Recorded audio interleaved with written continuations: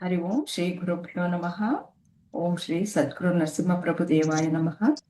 ಎಲ್ಲ ಆತ್ಮಜ್ಯೋತಿಗಳಿಗೆ ಸಾಷ್ಟಾಂಗ ಪ್ರಣಾಮಗಳು ಹಾಗೂ ಭಗವತ್ಪಾದ ಆದಿಶಂಕರಾಚಾರ್ಯ ವೇದಾಂತ ಅಧ್ಯಯನ ವೃತ್ತಕ್ಕೆ ತಮ್ಮೆಲ್ಲರಿಗೂ ಆದರದ ಸ್ವಾಗತ.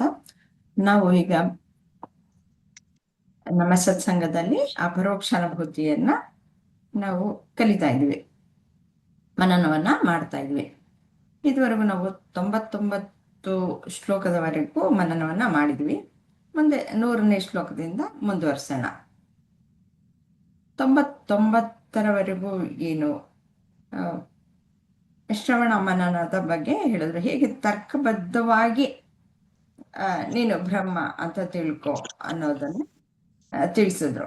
ಅದನ್ನ ಅನೇಕ ವಿಧದಲ್ಲಿ ಹೇಳಿ ಎಲ್ಲವನ್ನು ವಿವರವಾಗಿ ಹೇಳಿದ್ರು. ಮತ್ತೆ ಜ್ಞಾನಿಗೆ ಯಾವ ಕರ್ಮಗಳು ಇಲ್ಲ ಅನ್ನೋದು ಸಹ ಹೇಳಿದ್ರು. ಸರ್ವ ಕರ್ಮಗಳು ಹೊರಟೋಗ್ಬಿಡುತ್ತೆ ಜ್ಞಾನ ಬಂದ ಮೇಲೆ. ಹೇಗೆ ಸ್ವಪ್ನದಲ್ಲಿ ನಡೆದಂತಹದ್ದೆಲ್ಲನೂ ಎಚ್ಚರದಲ್ಲಿ ನನಗೆ ಯಾವ ಒಂದು ಅಂಟಲ್ಲ, ಅದೇ ರೀತಿಯಲ್ಲಿ ಎಲ್ಲವೂ ಸಹ ಜ್ಞಾನ ಬಂದ ಮೇಲೆ ನಾನು ಅದ್ಯಾವುದು ನನಗಲ್ಲ, ನಾನು ಆತ್ಮಸ್ವರೂಪಿ ಅಂತ ತಿಳ್ಕೊಂಡ್ಮೇಲೆ ಅಜ್ಞಾನದಲ್ಲಿ ನಡೆದಂತಹ ಎಲ್ಲ ಕರ್ಮಗಳು ಸಹ ನಾಶವಾಗಿ ಹೊರಟೋಗುತ್ತೆ. ಇನ್ನು ಸಂಚಿತ ಕರ್ಮವು ಮತ್ತೆ ನಾವು ಏನು ಪ್ರಾರಬ್ಧ ಅನ್ನೋದು ತೆಗೆದುಕೊಂಡಿರ್ತೀವೋ ಆ ಪ್ರಾರಬ್ಧ ಕರ್ಮವೂ ಹೋಗುತ್ತೆ. ಮತ್ತೆ ಕ್ರಿಯಮಾಣಾನಿ ಕರ್ಮ ಅದು ಮುಂದೆ ಆಗಾಮಿಯಾಗಿ ಸಂಚಿತ ಕರ್ಮಕ್ಕೆ ಸೇರಿಕೊಳ್ಳುವಂಥದ್ದು ಎಲ್ಲವೂ ಸಹ 4 ಕರ್ಮಗಳು ಸಹ ಹೊರಟೋಗುತ್ತೆ ಅಂತ ಹೇಳಿದ್ಮೇಲೆ, ಈಗ ತರ್ಕಬದ್ಧವಾಗಿ ಎಲ್ಲವನ್ನು ತಿಳಿಸಿ ಹೇಳಿದ್ಮೇಲೆ ವಿಧಿಧ್ಯಾಸವನ್ನ ಈಗ ಹೇಳ್ತಾ ಇದ್ದಾರೆ. ನಾವು ಒಬ್ಬ ಮುಮುಕ್ಷು ಅಂದ್ರೆ ಆತ್ಮಜ್ಞಾನವನ್ನು ಪಡೆಯುವಂತಹ ಮುಮುಕ್ಷು ಅಧಿಕಾರಿ, ಅವನು ಉತ್ತಮ ಅಧಿಕಾರಿಯಾಗಿದ್ರೆ ಶ್ರವಣ ಮಾತ್ರೇನ ತಿಳ್ಕೊಂಡ್ಬಿಡ್ತಾನೆ. ಆದ್ರೆ ಅಷ್ಟು ತಿಳ್ಕೊಳ್ಬೇಕಾದ್ರೆ ಅವನು ಪರಿಪಕ್ವತೆಯನ್ನು ಹೊಂದಿರಬೇಕು. ಎಲ್ರಿಗೂ ಸಾಧ್ಯ ಇಲ್ಲ. ಹಾಗಾಗಿ ನಿಮ್ಮನ್ನೇ ಕೇಳ್ತೀನಿ, ನೀವುಗಳೇ ಆನ್ಸರ್ ಹೇಳಿ. ಮುಂದೆ ಮನನ ನಿಧಿಧ್ಯಾಸವನ್ನ ಮಾಡಬೇಕು. ಈ ಜ್ಞಾನ ಮಾರ್ಗದಲ್ಲಿ ಇವು 3 ಶ್ರವಣ, ಮನನ, ನಿಧಿಧ್ಯಾಸ. ಶ್ರವಣ ಅಂದ್ರೆ ಏನು ಅನ್ನೋದನ್ನ ಹೇಳಿ ಇಂದ್ರಮ್ಮ ಅವರೇ.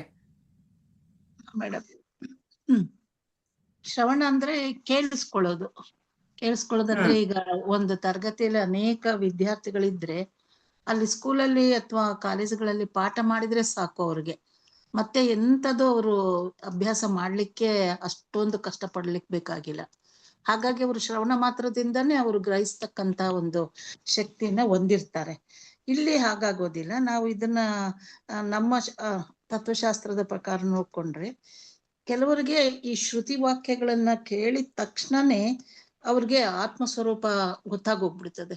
ನಾನು ಆತ್ಮ, ನನ್ನ ಆತ್ಮ, ನಾನು ಆತ್ಮ ಅನ್ನೋದೊಂದು, ಅದ್ರ ಜೊತೆಗೆ ಎಲ್ಲಾ ಬ್ರಹ್ಮದ ಒಂದು ಸ್ವರೂಪವನ್ನೇ ಕಾಣ್ತಕ್ಕಂತಹ ಒಂದು ಬುದ್ಧಿಶಕ್ತಿ ಅವರಲ್ಲಿ ಅಥವಾ ಶ್ರುತಿಯಲ್ಲಿ ಅವ್ರಿಗೆ ಇದಾಗಿರ್ತದೆ, ಶಕ್ತಿ ಇರ್ತದೆ. ಅದು ಆತ್ಮಸ್ವರೂಪ ಯಾವಾಗ್ಲೂ ಒಂದೇ ಒಂದು ರೂಪದಲ್ಲಿ ಇದ್ಕೊಂಡಿರತ್ತೆ. ಆದ್ರೆ ಮನಸ್ಸು ಒಂದಿದ್ರೆ ಸಾಕು ಅನ್ಸುತ್ತೆ.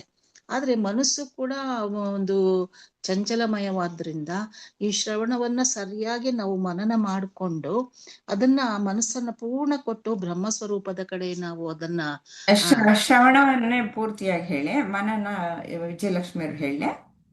ಶ್ರವಣ ನಾವು ಶಾಸ್ತ್ರಗಳಿಗೆ ತಿಳ್ಕೊಳ್ತೀವಿ. ಯಾರ ಮೂಲಕ ತಿಳ್ಕೊಳ್ಬೇಕು? ಶ್ರುತಿಗಳ ಮೂಲಕ ಅಥವಾ ಗುರುವಿನ ಮೂಲಕ.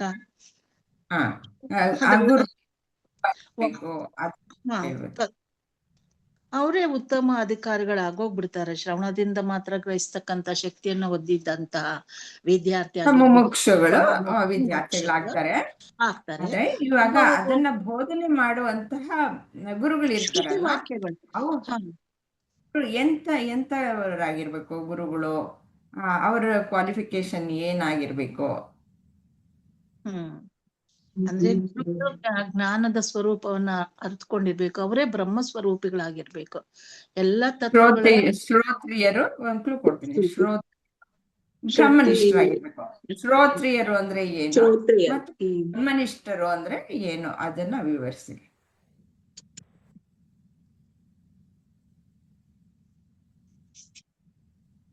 ಶ್ರೋತ್ರಿಯರು ಅಂತಂದ್ರೆ ಅವ್ರಿಗೆ ಎಲ್ಲಾನು ಈ ವೇದಾಂತ ವಿಷಯಗಳು ಎಲ್ಲರಿಗೂ ಸಹ ಗೊತ್ತಿರುವಂತಹ ಆಗಿರ್ತಾರೆ. ಸಂಪೂರ್ಣವಾಗಿ ಈ ಉಪನಿಷತ್ತುಗಳು, ವೇದಗಳಲ್ಲೇನಿದೆ, ಶ್ರುತಿಗಳಲ್ಲೇನಿದೆ, ಮತ್ತೆ ಸ್ಮೃತಿಗಳಲ್ಲೂ ಸಹ ಏನಿದೆ. ಶ್ರುತಿಗಳು ಅಂತಂದ್ರೆ ಉಪನಿಷತ್ತುಗಳು, ವೇದಾಂತ ಅಂತ ಏನ್ ಹೇಳ್ತೀವಿ ಅದು. ಅದೇ ಸ್ಮೃತಿಗಳು ಅಂತಂದ್ರೆ ಭಗವದ್ಗೀತೆ, ಭಗವದ್ಗೀತೆ, ಉಪನಿಷತ್ತುಗಳು, ಬ್ರಹ್ಮಸೂತ್ರ. ಉಪನಿಷತ್ತುಗಳು ಶ್ರುತಿ, ಅದು ಡೈರೆಕ್ಟ್ ಭಗವಂತನಿಂದಲೇ ಬಂದಿರುವಂತದ್ದು, ಅದು ಕೇಳಿಸ್ಕೊಂಡಿರುವಂತಹದ್ದು. ಸ್ಮೃತಿ ಅಂತಂದ್ರೆ ಇಟ್ಕೊಂಡು ಶ್ರೀಕೃಷ್ಣ ಅದನ್ನ ಮತ್ತೆ ಹೇಳಿರೋದು, ಆ ಒಂದು ಉಪನಿಷತ್ತುಗಳಲ್ಲಿ ಇರುವಂತಹ ಸಾರವನ್ನೇ ಹೇಳಿರೋದು. ಹಾಗೆ ಶ್ರುತಿಗಳೇ ಬೇರೆ, ಸ್ಮೃತಿಗಳೇ ಬೇರೆ. ಶ್ರುತಿಗಳು ಅಂತಂದ್ರೆ ಡೈರೆಕ್ಟ್ ಆಗಿ ಭಗವಂತನಿಂದಲೇ ಋಷಿಗಳಿಗೆ ಸ್ಫುರಣೆ ಆಗಿರುವಂತಹದ್ದು ಶ್ರುತಿಗಳು. ಅದು ಒಬ್ಬರ ಬಾಯಿಂದ ಒಬ್ಬರಿಗೆ ಮದ್ದು ಬರ್ತಾ ಇತ್ತು, ಆಮೇಲೆ ಯಾವಾಗ ಲಿಪಿ ಬಂತು ಅವಾಗ ಅದನ್ನ ಬರ್ದಿಟ್ರು. ಶ್ರೀಕೃಷ್ಣ ಆ ಒಂದು ಉಪನಿಷತ್ತುಗಳ ಸಾರವನ್ನೇ ತೆಗೆದುಕೊಂಡು ಭಗವದ್ಗೀತೆಯನ್ನ ಅರ್ಜುನನಿಗೆ ಹೇಳಿರುವಂತಹದ್ದು. ಮತ್ತೆ ಹೇಗೆ ಜೀವನ ಮಾಡ್ಬೇಕು ಅನ್ನೋದನ್ನು ಸಹ ಅದರ ಜೊತೆಗೆ ತಿಳಿಸ್ಕೊಟ್ಟಿದ್ದಾರೆ. ಅದು ಸ್ಮೃತಿ, ಪುರಾಣ ಇವೆಲ್ಲನೂ ಸ್ಮೃತಿಗಳಿಗೆ ಸೇರುತ್ತೆ. ಇವನ್ನೆಲ್ಲ ತಿಳ್ಕೊಂಡಿರುವಂತಹ ಗುರು ಆಗಿರ್ಬೇಕು. ಅದನ್ನ ಸರಿಯಾಗಿ ವಿದ್ಯಾರ್ಥಿಗೆ ಹೇಳುವಂತಹ ಸಾಮರ್ಥ್ಯವನ್ನ ಹೊಂದಿರ್ಬೇಕು.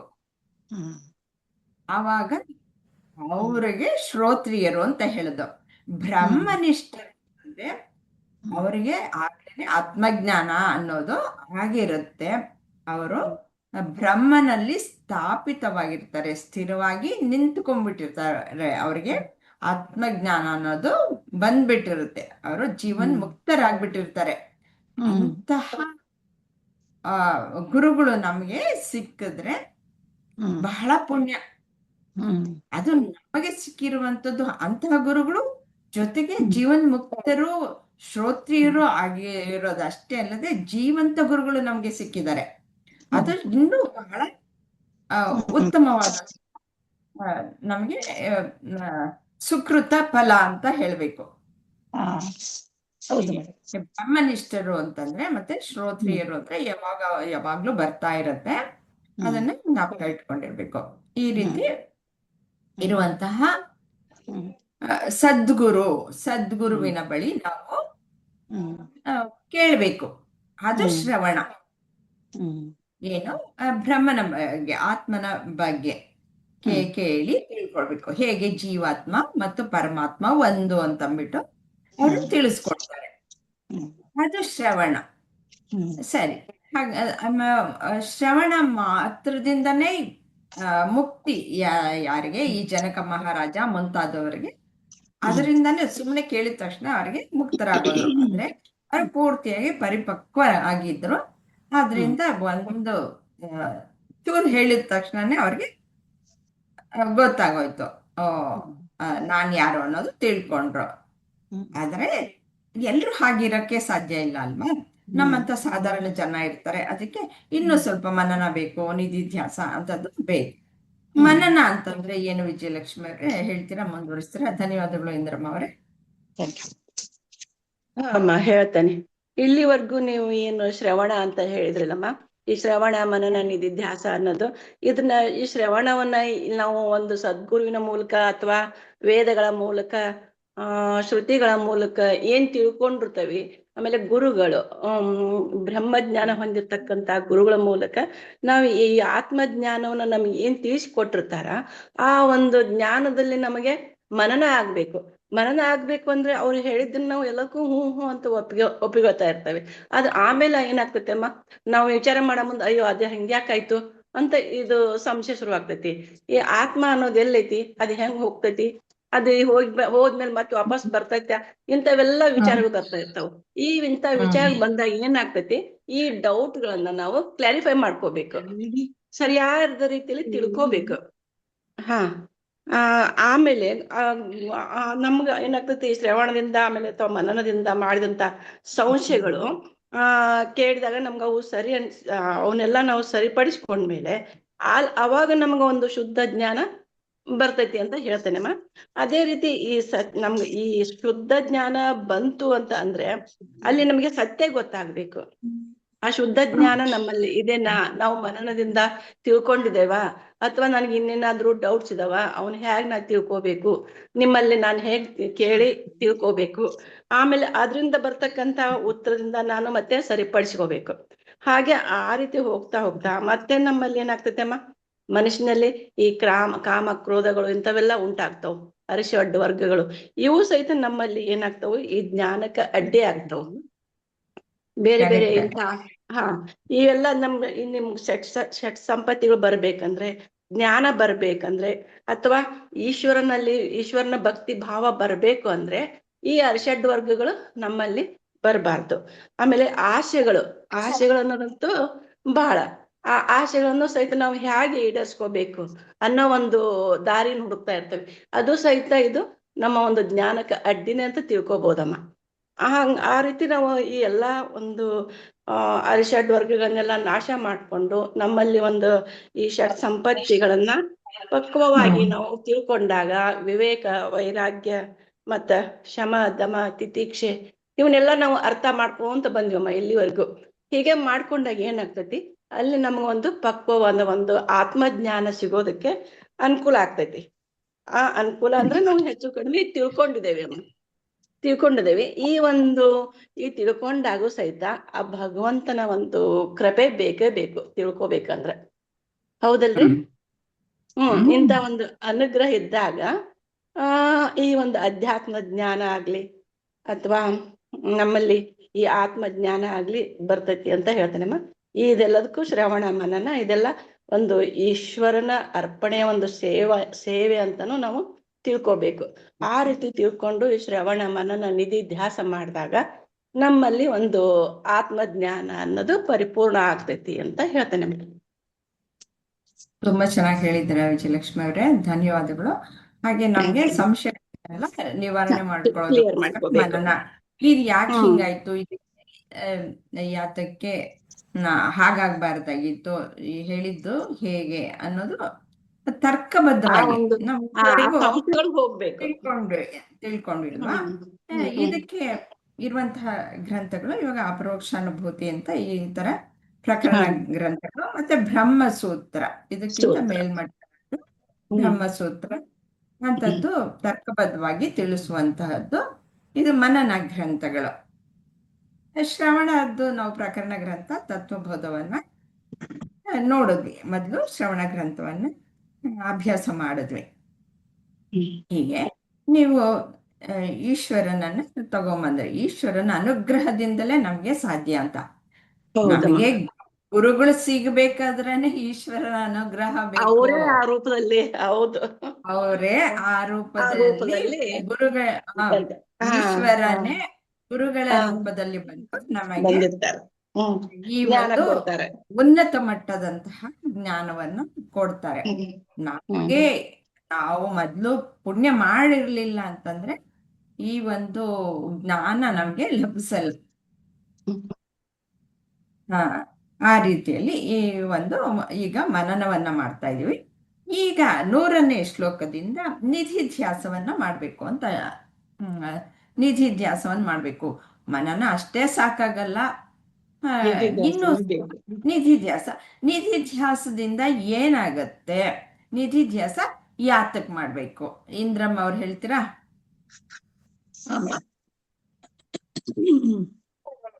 ಅಂದ್ರೆ ಯಾವಾಗ್ಲೂ ನಾವು ಅಭ್ಯಾಸ ಮಾಡ್ತಾ ಇದ್ರೆ ಆ ಪರಮಾತ್ಮನನ್ನ ತಿಳ್ಕೊಳಕ್ ಆಗೋದೇ ಇಲ್ಲ. ಈಗ ಜಿಜ್ಞಾಸಾದವನು ತನಗೆ ಶ್ರೇಯಸ್ಸನ್ನ ಪಡಿಬೇಕಂದ್ರೆ ಬ್ರಹ್ಮವನ್ನು ಯಾವಾಗ್ಲೂ ಧ್ಯಾನ ಮಾಡ್ತಾ ಇರ್ಬೇಕಾಗ್ತದೆ. ಬ್ರಹ್ಮವನ್ನ ಧ್ಯಾನ ಮಾಡ್ಬೇಕಾದ್ರೆ ನಿತ್ಯ ಒಂದು ನಿಧಿಧ್ಯಾಸ ಮಾಡ್ತಾನೆ ಇರ್ಬೇಕು. ಮಾಡ್ತಾನೆ ಇದ್ರೆ ಯಾವಾಗ್ಲೂ ಯಾವುದೇ ಒಂದು ವಿರುದ್ಧವಾದಂತಹ ಯೋಚನೆಗಳು ಬಂದ್ರೂ ಕೂಡ ಅದಕ್ಕೆ ಗಮನ ಕೊಡದ ಹಾಗೆ ಒಂದು ಈ ಜಪ ಆಗಿರ್ಲಿ, ಉಪವಾಸ ಆಗಿರ್ಲಿ, ಯಾವುದೇ ಸಾಧನಗಳನ್ನು ಕೂಡ ನಾವು ಅದನ್ನು ಕೂಡ ಅಂದ್ರೆ ಉಪಾಸನೆ ಮಾಡೋದಕ್ಕಿಂತ ಆ ಕೈಗೊಂಡ್ರು ಕೂಡ ಅದು ಆಗದೆ ಇದ್ದಾಗ ನಾವು ಸದಾ ಬ್ರಹ್ಮನ ಒಂದು ಇದ್ರೊಳಗೆ ಧ್ಯಾನದಲ್ಲೇ ಇದ್ದಾಗ ನಿಧಿಧ್ಯಾಸ ಅಂತ ಹೇಳಿಕ್ಕಾಗ್ತದೆ. ಯಾವುದೇ ಇದ್ರೊಳಗಾಗ್ಲಿ ಮನುಷ್ಯ ಸಾಮಾನ್ಯವಾಗಿ 4 ಸ್ಥಿತಿಗಳಲ್ಲಿ ಇರ್ತಾನೆ ಅಂತ ನಾ ಕೇಳಿದ್ದೀನಿ. ಅಂದ್ರೆ ಮಲ್ಗೋದು, ನಿಂತ್ಕೊಳ್ಳೋದು, ಆಮೇಲೆ ಕೂತ್ಕೊಳ್ಳೋದು, ಓಡಾಡೋದು.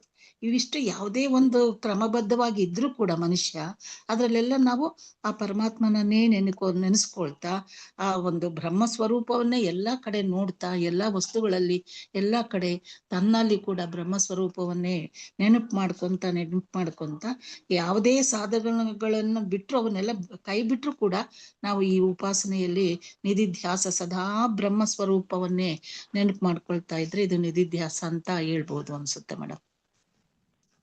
ಸರಿ, ಇಂದ್ರಮ್ಮ ಅವರೇ ಹೇಳಿದ್ರ ಜೊತೆಗೆ ನಾನು ಸ್ವಲ್ಪ ಸೇರಿಸ್ತೀನಿ. ನಾನು ಹೀಗೆ ನಿಧಿಧ್ಯಾಸ ಮಾಡ್ಬೇಕು ಅಂತಂದ್ರೆ ನಮ್ಮಲ್ಲಿ ಒಳಗಡೆ ಮನಸ್ಸಿನಲ್ಲಿ ಇನ್ನು ಕಶ್ಮಲಗಳು ಇರುತ್ತೆ, ಅವನ್ನ ತೆಗ್ದಾಕ್ಬೇಕು. ಅದನ್ನ ತೆಗ್ದಾಕ್ಬಿಟ್ಟು ಈ ಬ್ರಹ್ಮ ತತ್ವವನ್ನ ಅಲ್ಲಿ ನಾವು ಹಾಕ್ಬೇಕು, ತುಂಬಿಸ್ಬೇಕು. ಅದಕ್ಕೆ ನಿಧಿಧ್ಯಾಸವನ್ನ ಮಾಡೋದು. ಇದೆಲ್ಲ ಕೊಳಕೆಲ್ಲ ತೆಗೆದು ಬಿಡ್ಬೇಕು. ಒಂದು ಶುದ್ಧವಾದಂತಹ ಮನಸ್ಸಿನಲ್ಲಿ ಬ್ರಹ್ಮನ ಒಂದು ಗುಣಲಕ್ಷಣಗಳು ಏನಿದೆ ಅದನ್ನ ತುಂಬುತ್ತಾ ಹೋಗ್ಬೇಕು.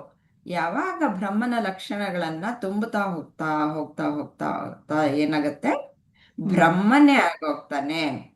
ಹೇಗೆ ಕೀಟ ನ್ಯಾಯದ ರೀತಿಯಲ್ಲಿ ಅದನ್ನೇ ಯಾವಾಗ್ಲೂ ಚಿಂತನೆ ಮಾಡ್ತಾ ಇದ್ರೆ ಅದು ನಮ್ಮ ಸಬ್ ಕಾನ್ಶಿಯಸ್ ಲೆವೆಲ್ ಅಲ್ಲಿ ಹೋಗಿ ಕೂತ್ಕೊಂಡ್ಬಿಡುತ್ತೆ. ಹೇಗೆ ನೀವು ಇಂದ್ರಮ್ಮ ಅಂದ್ರೆ ಲಕ್ಷ್ಮಿ ಅಂತಂದ್ರೆ ಮತ್ತೆ ವೀಣಾ ಅಂತಂದ್ರೆ ಗೊತ್ತಾಗೋಗುತ್ತೆ ಅಲ್ವಾ? ಆ ರೀತಿಯಲ್ಲಿ ಅದೇ ರೀತಿಯಲ್ಲಿ ನಿಮ್ಗೆ ನಾನು ಬ್ರಹ್ಮ ಸ್ವರೂಪಿ, ನಾನು ಆತ್ಮ ಸ್ವರೂಪಿ ಅನ್ನೋದು ಮಟ್ಟದಲ್ಲಿ ನಮ್ಮ ಸಬ್ ಕಾನ್ಶಿಯಸ್ ಮೈಂಡ್ ಅಲ್ಲಿ ಇಳಿಬೇಕು. ಅದಕ್ಕೆ ನಿಧಿಧ್ಯಾಸದ ಅಗತ್ಯ ಅಂತ. ಈ ಶ್ರವಣದಲ್ಲಿ ಬೀಜವನ್ನ ಬಿತ್ತುತ್ತೀವಿ, ಏನು ಆತ್ಮಜ್ಞಾನದ ಬೀಜವನ್ನ ಗುರುಗಳು ಬಿತ್ತುತ್ತಾರೆ. ಸರಿ, ಅದಕ್ಕೆ ಈ ಕಳೆ ಗಿಳೆ ಎಲ್ಲ ಏನಾದ್ರು ಬೆಳ್ಕೊಳ್ಳುತ್ತೆ ಅಲ್ಲ, ಅದನ್ನೆಲ್ಲ ಅದನ್ನ ಬೆಳೆಸುವಂತದ್ದು ಮನನ ಕಾರ್ಯ ಆಗತ್ತೆ.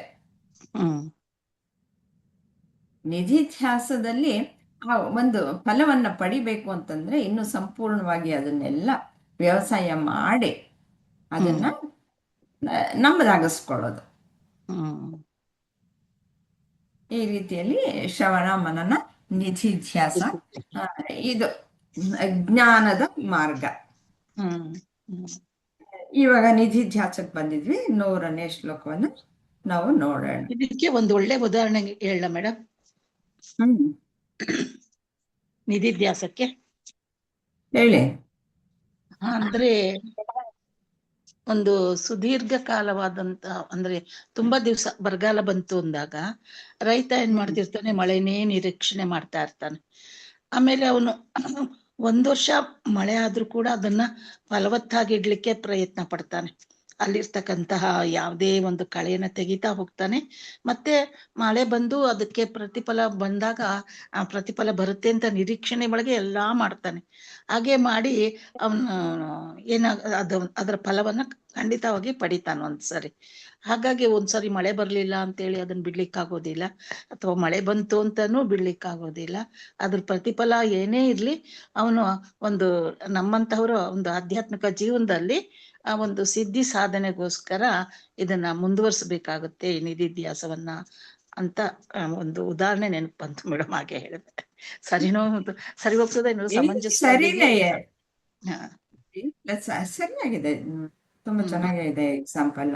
ಹಾಗೆ ಬಿಟ್ಬಿಡ್ಬಾರದು, ಅದನ್ನ ಮುಂದುವರಿಸ್ಬೇಕು. ಎಷ್ಟು ಕಾಲದವರೆಗೂ ಎಷ್ಟು ಕಾಲದವರೆಗೂ ಮಾಡಬೇಕು ಅದನ್ನೆಲ್ಲ ಇಲ್ಲಿ ಶ್ಲೋಕಗಳಲ್ಲಿ ಹೇಳ್ತಾರೆ. ಇವಾಗ ನಿಧಿಧ್ಯಾಸಕ್ಕೆ ಬಂದಿದೀವಿ. 100ನೇ ಶ್ಲೋಕ ಏನ್ ಹೇಳುತ್ತೆ ನೋಡೋಣ. ತ್ರಿಪಂಚಾಂಗಾನ್ಯಥೋ ವಕ್ಷ್ಯೆ ಪೂರ್ವೋಕ್ತಸ್ಯೈವ ಸಿದ್ಧಯೇ ತೈಶ್ಚ ಸರ್ವೇ ಸದಾ ಕಾರ್ಯಂ ನಿಧಿಧ್ಯಾಸನಮೇವತು. ಇಲ್ಲಿಯವರೆಗೆ ಹೇಳಿದ ಜ್ಞಾನವನ್ನು ಪಡೆಯುವ ಉಪಾಯವಾಗಿ ಇನ್ನು ಮುಂದೆ 15 ಸಾಧನಗಳನ್ನು ಹೇಳುತ್ತೇನೆ. ಅವುಗಳಿಂದ ಕೂಡಿದ ಧ್ಯಾನವನ್ನು ಸದಾ ಮಾಡುತ್ತಿರ್ಬೇಕು. ಸದಾ ಮಾಡ್ತಾ ಇರ್ಬೇಕು ಅಂತಂದ್ರೆ ಏನೋ ಎಲ್ಲ ಕಾಲದಲ್ಲೂ ನೀವ್ ಹೇಳಿದ್ರಲ್ಲ, ಇಂದ್ರಮ್ಮ ಅವ್ರು ಚೆನ್ನಾಗಿ ಹೇಳಿದ್ರಿ ನೀವು.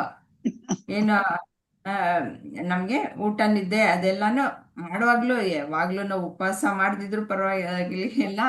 ಅವೆಲ್ಲ ಮೊದ್ಲು ಏನ್ ಅನ್ಕೊಂಡಿರ್ತೀವಿ, ಈ ಉಪಾಸನೆಯಿಂದ ನಾವು ಭಗವಂತನ ಕಾಣ್ತೀವಿ ಅನ್ಕೊಂಡಿರ್ತೀವಿ. ಅದನ್ನ ದಾಟಿದ ಮೇಲೆ ಈ ಒಂದು ಬ್ರಹ್ಮಜ್ಞಾನವನ್ನ ತಿಳ್ಕೊಂಡ್ಮೇಲೆ ಈ ನಿಧಿಧ್ಯಾಸವನ್ನ ಮಾಡೋದು ಅಲ್ವಾ. ಬ್ರಹ್ಮಜ್ಞಾನವನ್ನ ತಿಳ್ಕೊಂಡಾಯ್ತು, ಮನನನ್ನು ಮಾಡಿ ಆಯ್ತು, ನಿಧಿಧ್ಯಾಸವನ್ನ ಮಾಡ್ತಾ ಇದ್ದೀವಿ ಈಗ. ಇದರಲ್ಲಿ ಹೇಗೆ ನಿಲ್ಬೇಕು ಅನ್ನೋದೇ ಇಲ್ಲಿ ಹೇಳ್ತಾ ಇರೋದು. ಅದಕ್ಕೆ 15 ಸಾಧನಗಳನ್ನ ಹೇಳ್ತಾ ಇದ್ದಾರೆ. ಹೇಗೆ ಹೇಳ್ತಾ ಇದ್ದಾರೆ ಅಂತಂದ್ರೆ ಇನ್ನು ಮುಂದಿನ ಶ್ಲೋಕಗಳಲ್ಲಿ ಹೇಳ್ತಾರೆ. ಸದಾ ಸದಾ ಮಾಡ್ತಾ ಇರ್ಬೇಕು, ಎಲ್ಲ ಕಾಲದಲ್ಲೂ ಮಾಡ್ತಾ ಇರ್ಬೇಕು, ರೆಸ್ಟೇ ಇಲ್ಲ. 24 hours 24/7 ಮಾಡ್ತಾ ಇರ್ಬೇಕು ಅಂತ ಹೇಳ್ತಾ ಇದ್ದಾರೆ. ಆಮೇಲೆ ಇನ್ನು ಮುಂದಿನ ಇದರಲ್ಲಿ ಅದರ ಎಷ್ಟು ತರಹ ನಿಧಿಧ್ಯಾಸ ಸಾಧನಗಳು ಹೇಗೆ ಅಂತಂದ್ಬಿಟ್ಟು ಅದನ್ನೆಲ್ಲ ಹೇಳ್ತಾರೆ. ಮತ್ತೆ ಅಷ್ಟಾಂಗ ಯೋಗ, ಪಾತಂಜಲಿ ಯೋಗಕ್ಕೆ ಅದನ್ನ ಕಂಪೇರ್ ಮಾಡಿ ಹೇಳ್ತಾ ಇದ್ದಾರೆ. ಒಂದಷ್ಟು ಪತಂಜಲಿ ಯೋಗಕ್ಕೂ ಇದಕ್ಕೂ ಹೇಗೆ ಅನ್ವಯಿಸೋದು ಮತ್ತೆ ಇದಕ್ಕೂ ಹೇಗೆ ಡಿಫ್ರೆನ್ಸ್ ಹೇಗಿದೆ ಅನ್ನೋದನ್ನ ಎರಡನ್ನು ಸಹ ತಿಳಿಸಿ ಹೇಳ್ತಾ ಇದ್ದಾರೆ. ಅದರಲ್ಲಿ ಪತಂಜಲಿ ಯೋಗದಲ್ಲಿ ಎಷ್ಟು, ಅಷ್ಟಾಂಗ ಯೋಗದಲ್ಲಿ 8 ಅಂಗಗಳಿದೆ ಅಲ್ವಾ. ಇಲ್ಲಿ ಅದನ್ನೇನೆ 15 ಭಾಗಗಳಾಗಿ ಮಾಡಿದ್ದಾರೆ. ಆದ್ರೆ ಅದೇ ಸೇಮ್ ಅಲ್ಲ. ಇಲ್ಲಿ ಜ್ಞಾನದಲ್ಲಿ ಹೇಗೆ ತಿಳ್ಕೊಳ್ಬೇಕು, ಪತಂಜಲಿ ಯೋಗ ಮಾರ್ಗದಲ್ಲಿ ಅದನ್ನ ಯಾವ ರೀತಿ ಅರ್ಥೈಸಿದ್ದಾರೆ ಅದನ್ನು ಸಹ ಶಂಕರಾಚಾರ್ಯರು ತಿಳಿಸ್ಕೊಟ್ಟಿದ್ದಾರೆ.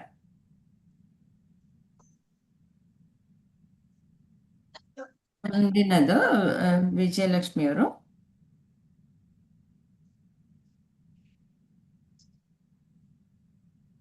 ನಿತ್ಯಾಭ್ಯಾಸಾದೃತೆ ಪ್ರಾಪ್ತಿರ್ ನಭವೇತ್ ಸಚ್ಚಿದಾತ್ಮನಃ ತಸ್ಮಾತ್ ಬ್ರಹ್ಮ ನಿಧಿಧ್ಯಾಸೆ ಜಿಜ್ಞಾಸು ಶ್ರೇಯಸ್ಸೇ ಚಿರಂ.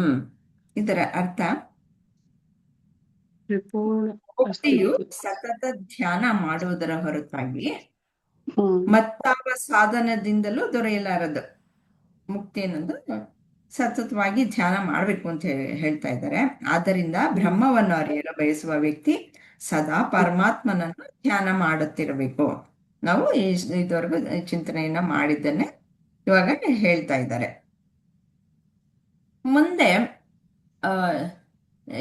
ಯಾವ ಒಂದು ಅಂಗಗಳನ್ನ ಹೇಳ್ತಾರೆ ಅನ್ನೋದನ್ನ ಹೇಳ್ತಾರೆ. ಪರಿಪೂರ್ಣ ಅಸ್ತಿತ್ವ 101 ಅಲ್ವೇಮ್ಮ? ಪರಿಪೂರ್ಣ ಅಸ್ತಿತ್ವ ಮತ್ತು ಜ್ಞಾನವಾದ ಆತ್ಮವನ್ನು ನಿರಂತರ ಸಾಧನೆ ಇಲ್ಲದೆ ಸಾಕ್ಷಾತ್ಕಾರ ಮಾಡಲಾಗುವುದಿಲ್ಲ. ಆದ್ದರಿಂದ ಅಪೇಕ್ಷಿತ ಗುರಿಯ ಸಾಧನೆಗಾಗಿ ಬ್ರಹ್ಮನ ಬಗ್ಗೆ ದೀರ್ಘಕಾಲ ಧ್ಯಾನ ಮಾಡ್ಬೇಕು ಅಂತ. ಎಲ್ಲಿವರೆಗೂ ಪೂರ್ತಿಯಾಗಿ ನಮ್ಗೆ ಇಲ್ಲಿವರೆಗೂ ಅದೇ ಪೂರ್ತಿಯಾಗಿ ಸ್ಥಿರವಾಗಿ ನಮ್ಗೆ ಸ್ಥಿರವಾಗಿರ್ಬೇಕು ಅಂತೇಳಿ ಮಾಡ್ಬೇಕು. ಈ ಆತ್ಮಜ್ಞಾನ ಇದನ್ನೆಲ್ಲ ಇಲ್ಲಿವರೆಗೂ ಶ್ರವಣ ಮನನ ನಿಧಿಧ್ಯಾಸ ಅಂತ ಈಗ ನಾವ್ ಅದನ್ನೇ ಪುನಃ ಮನನ ಮಾಡಿ ಗಟ್ಟಿ ಆಗ್ಬೇಕು. ಆಮೇಲೆ ಅದ್ರಲ್ಲಿ ನಾವು ಸ್ಥಿರವಾಗ್ಬೇಕು. ಅಂದ್ರೆ ದೃಢ ಮನಸ್ಸು ಆಗ್ಬೇಕು. ದೃಢವಾಗ್ಬೇಕು, ಅದ್ರಲ್ಲೇ ಮತ್- ನಾವು ನೆಲೆ ಆಗ್ಬೇಕು. ಮತ್ತೆ ಆವಾಗ ಒಂದ್ಸತಿ ಮಾಡಿ ಶ್ರವಣ ಮಾಡಿ ಮನನ ಮಾಡಾದ್ಮೇಲೆ ಇನ್ನು ಹಾ ಶ್ರವಣ ಮನನ ಮಾಡ್ಬಾರ್ದ ಅನ್ನೋದಲ್ಲ, ನಮ್ಗೆ ಮತ್ತೆ ಶ್ರವಣ ಮನನ ಮಾಡ್ತಾ ಇರ್ಬೇಕು. ಯಾತಕ್ಕೆ ಅಂದ್ರೆ ಅದೇ ಮರ್ತೋಗ್ಬಿಟ್ಟಿರ್ತೀವಿ, ಅದು ಪೂರ್ತಿಯಾಗಿ ಸ್ಥಿರವಾಗಿ ನಿಂತಿರಲ್ವಲ್ಲ, ನಿಂತಿರ್ಬೇಕು. ಅದಕ್ಕೋಸ್ಕರ ಅದ್ ನೆಲೆ ಮತ್ತೆ ಸ್ಥಿರ ಮತ್ತೆ ಸ್ಥಿರವಾಗಿ ಮಾಡ್ತಾನೆ ಇರ್ಬೇಕು. ಹ್ಮ್ ಅದು ಅವಾಗ ಸಹ ಸ್ಥಿರವಾಗಿ ನಿಧಿಧ್ಯಾಸವೇ. ಹಾ ಹ್ಮ್ ಆವಾಗ ಏನಾಗ್ತದೆ, ಸ್ಥಿರವಾಗ್ಬೇಕು. ಆವಾಗ ನಾನು ಯಾರು, ನಾನು ಬ್ರಹ್ಮ ಸ್ವರೂಪಿ, ಅಹಂ ಬ್ರಹ್ಮಾಸ್ಮಿ ಅಂತ ಹೇಳಿ ಇವೆಲ್ಲ ತಿಳ್ಕೊಬೋದಮ್ಮ. ಆಮೇಲೆ ಈ ಧ್ಯಾನ ನಮ್ಮಲ್ಲಿ ಸ್ಥಿರವಾಗಿದ್ಮೇಲೆ ಅದನ್ನೇ ಏನ್ ಹೇಳ್ತಾ ಹೋದ್ರು ಇಲ್ಲಿ ಶಂಕರಾಚಾರ್ಯರು, ಈ ನಿಧಿಧ್ಯಾಸ ಪುನಃ ಪುನಃ ಮಾಡ್ಬೇಕು. ಮತ್ತೆ ಈ ಯೋಗ ಶಾಸ್ತ್ರದಲ್ಲಿ ಬರ್ತಕ್ಕಂತ ನಿಯಮಗಳನ್ನ, ಆಸನಗಳನ್ನ, ಮತ್ತೆ ಪ್ರಾಣಾಯಾಮ, ಧಾರಣ, ಧ್ಯಾನ, ಸಮಾಧಿ, ಈ ರೀತಿ ಒಂದು 8 ಹಂತಗಳನ್ನ ತಿಳಿಸ್ತಾ ಹೋದ್ರು.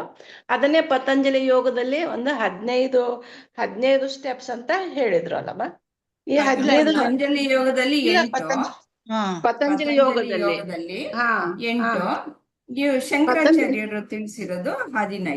15 ಅಲ್ಲ ಶ್ರವಣ. ಹೌದು. ಹಾ ಹಾ ಹಾ ಹಾ ಉಲ್ಟಾ ಆಯ್ತಾ? ಹ್ಮ್ ಹಾ ಅದೇ ಹೇಳೋ ಇದ್ರಲ್ಲಿ ನೀವು ಭರದಲ್ಲಿ ಮಿಸ್ಟೇಕ್ ಮಾಡಿರ್ಬೇಕು. ಮಿಸ್ಟೇಕ್ ಮಾಡಿ ಇದೇ ಒಂದು ನಿತ್ಯವಾದಂತ ಒಂದು ಅಭ್ಯಾಸ ಆಗ್ಬೇಕು ಅಂತ ಹೇಳಿ ಈ ಒಂದು ನಿಯಮ ಎಲ್ಲ ತಿಳ್ಕೊಂಡ್ಮೇಲೆ ಇವನ್ ನಾವು ಯಾವ್ಯಾವ ರೀತಿ ನಾವು ಈ ಆಸನ ಬಗ್ಗೆ ತಿಳ್ಕೊಂಡ್ವಿ ಮೊದಲೆಲ್ಲ ಫಸ್ಟ್ ಒಂದು ಶ್ಲೋಕದಲ್ಲಿ. ಆಮೇಲೆ ನೆಕ್ಸ್ಟ್ ನಾನೇ ಬ್ರಹ್ಮ ಅನ್ನೋದನ್ನ ತಿಳ್ಕೊಂಡು ಒಂದು ಜ್ಞಾನ ಮಾರ್ಗದಲ್ಲಿ ಹೋಗಿ ಮನನ ಮಾಡ್ತಾ ಮಾಡ್ತಾ ನಾನು ಬ್ರಹ್ಮ ಅಂತ ಆದ್ವಿ. ಆಮೇಲೆ ಎಲ್ಲ ಈ ಒಂದು ಬ್ರಹ್ಮ ಎಲ್ಲವೂ ಬ್ರಹ್ಮನೇ. ಎಲ್ಲ ಬ್ರಹ್ಮ ಅಂದ್ರೆ ಈ ಸುತ್ತಲೂ ವ್ಯಾಪಕವಾಗಿರ್ತಕ್ಕಂಥವನು ಬ್ರಹ್ಮ, ಎಲ್ಲರಲ್ಲೂ ಆ ಬ್ರಹ್ಮ ಆತ್ಮನೇ ಇರೋದು ಅಂತ ತಿಳ್ಕೊಂಡ್ರಮ್ಮ. ಹಾಗೆ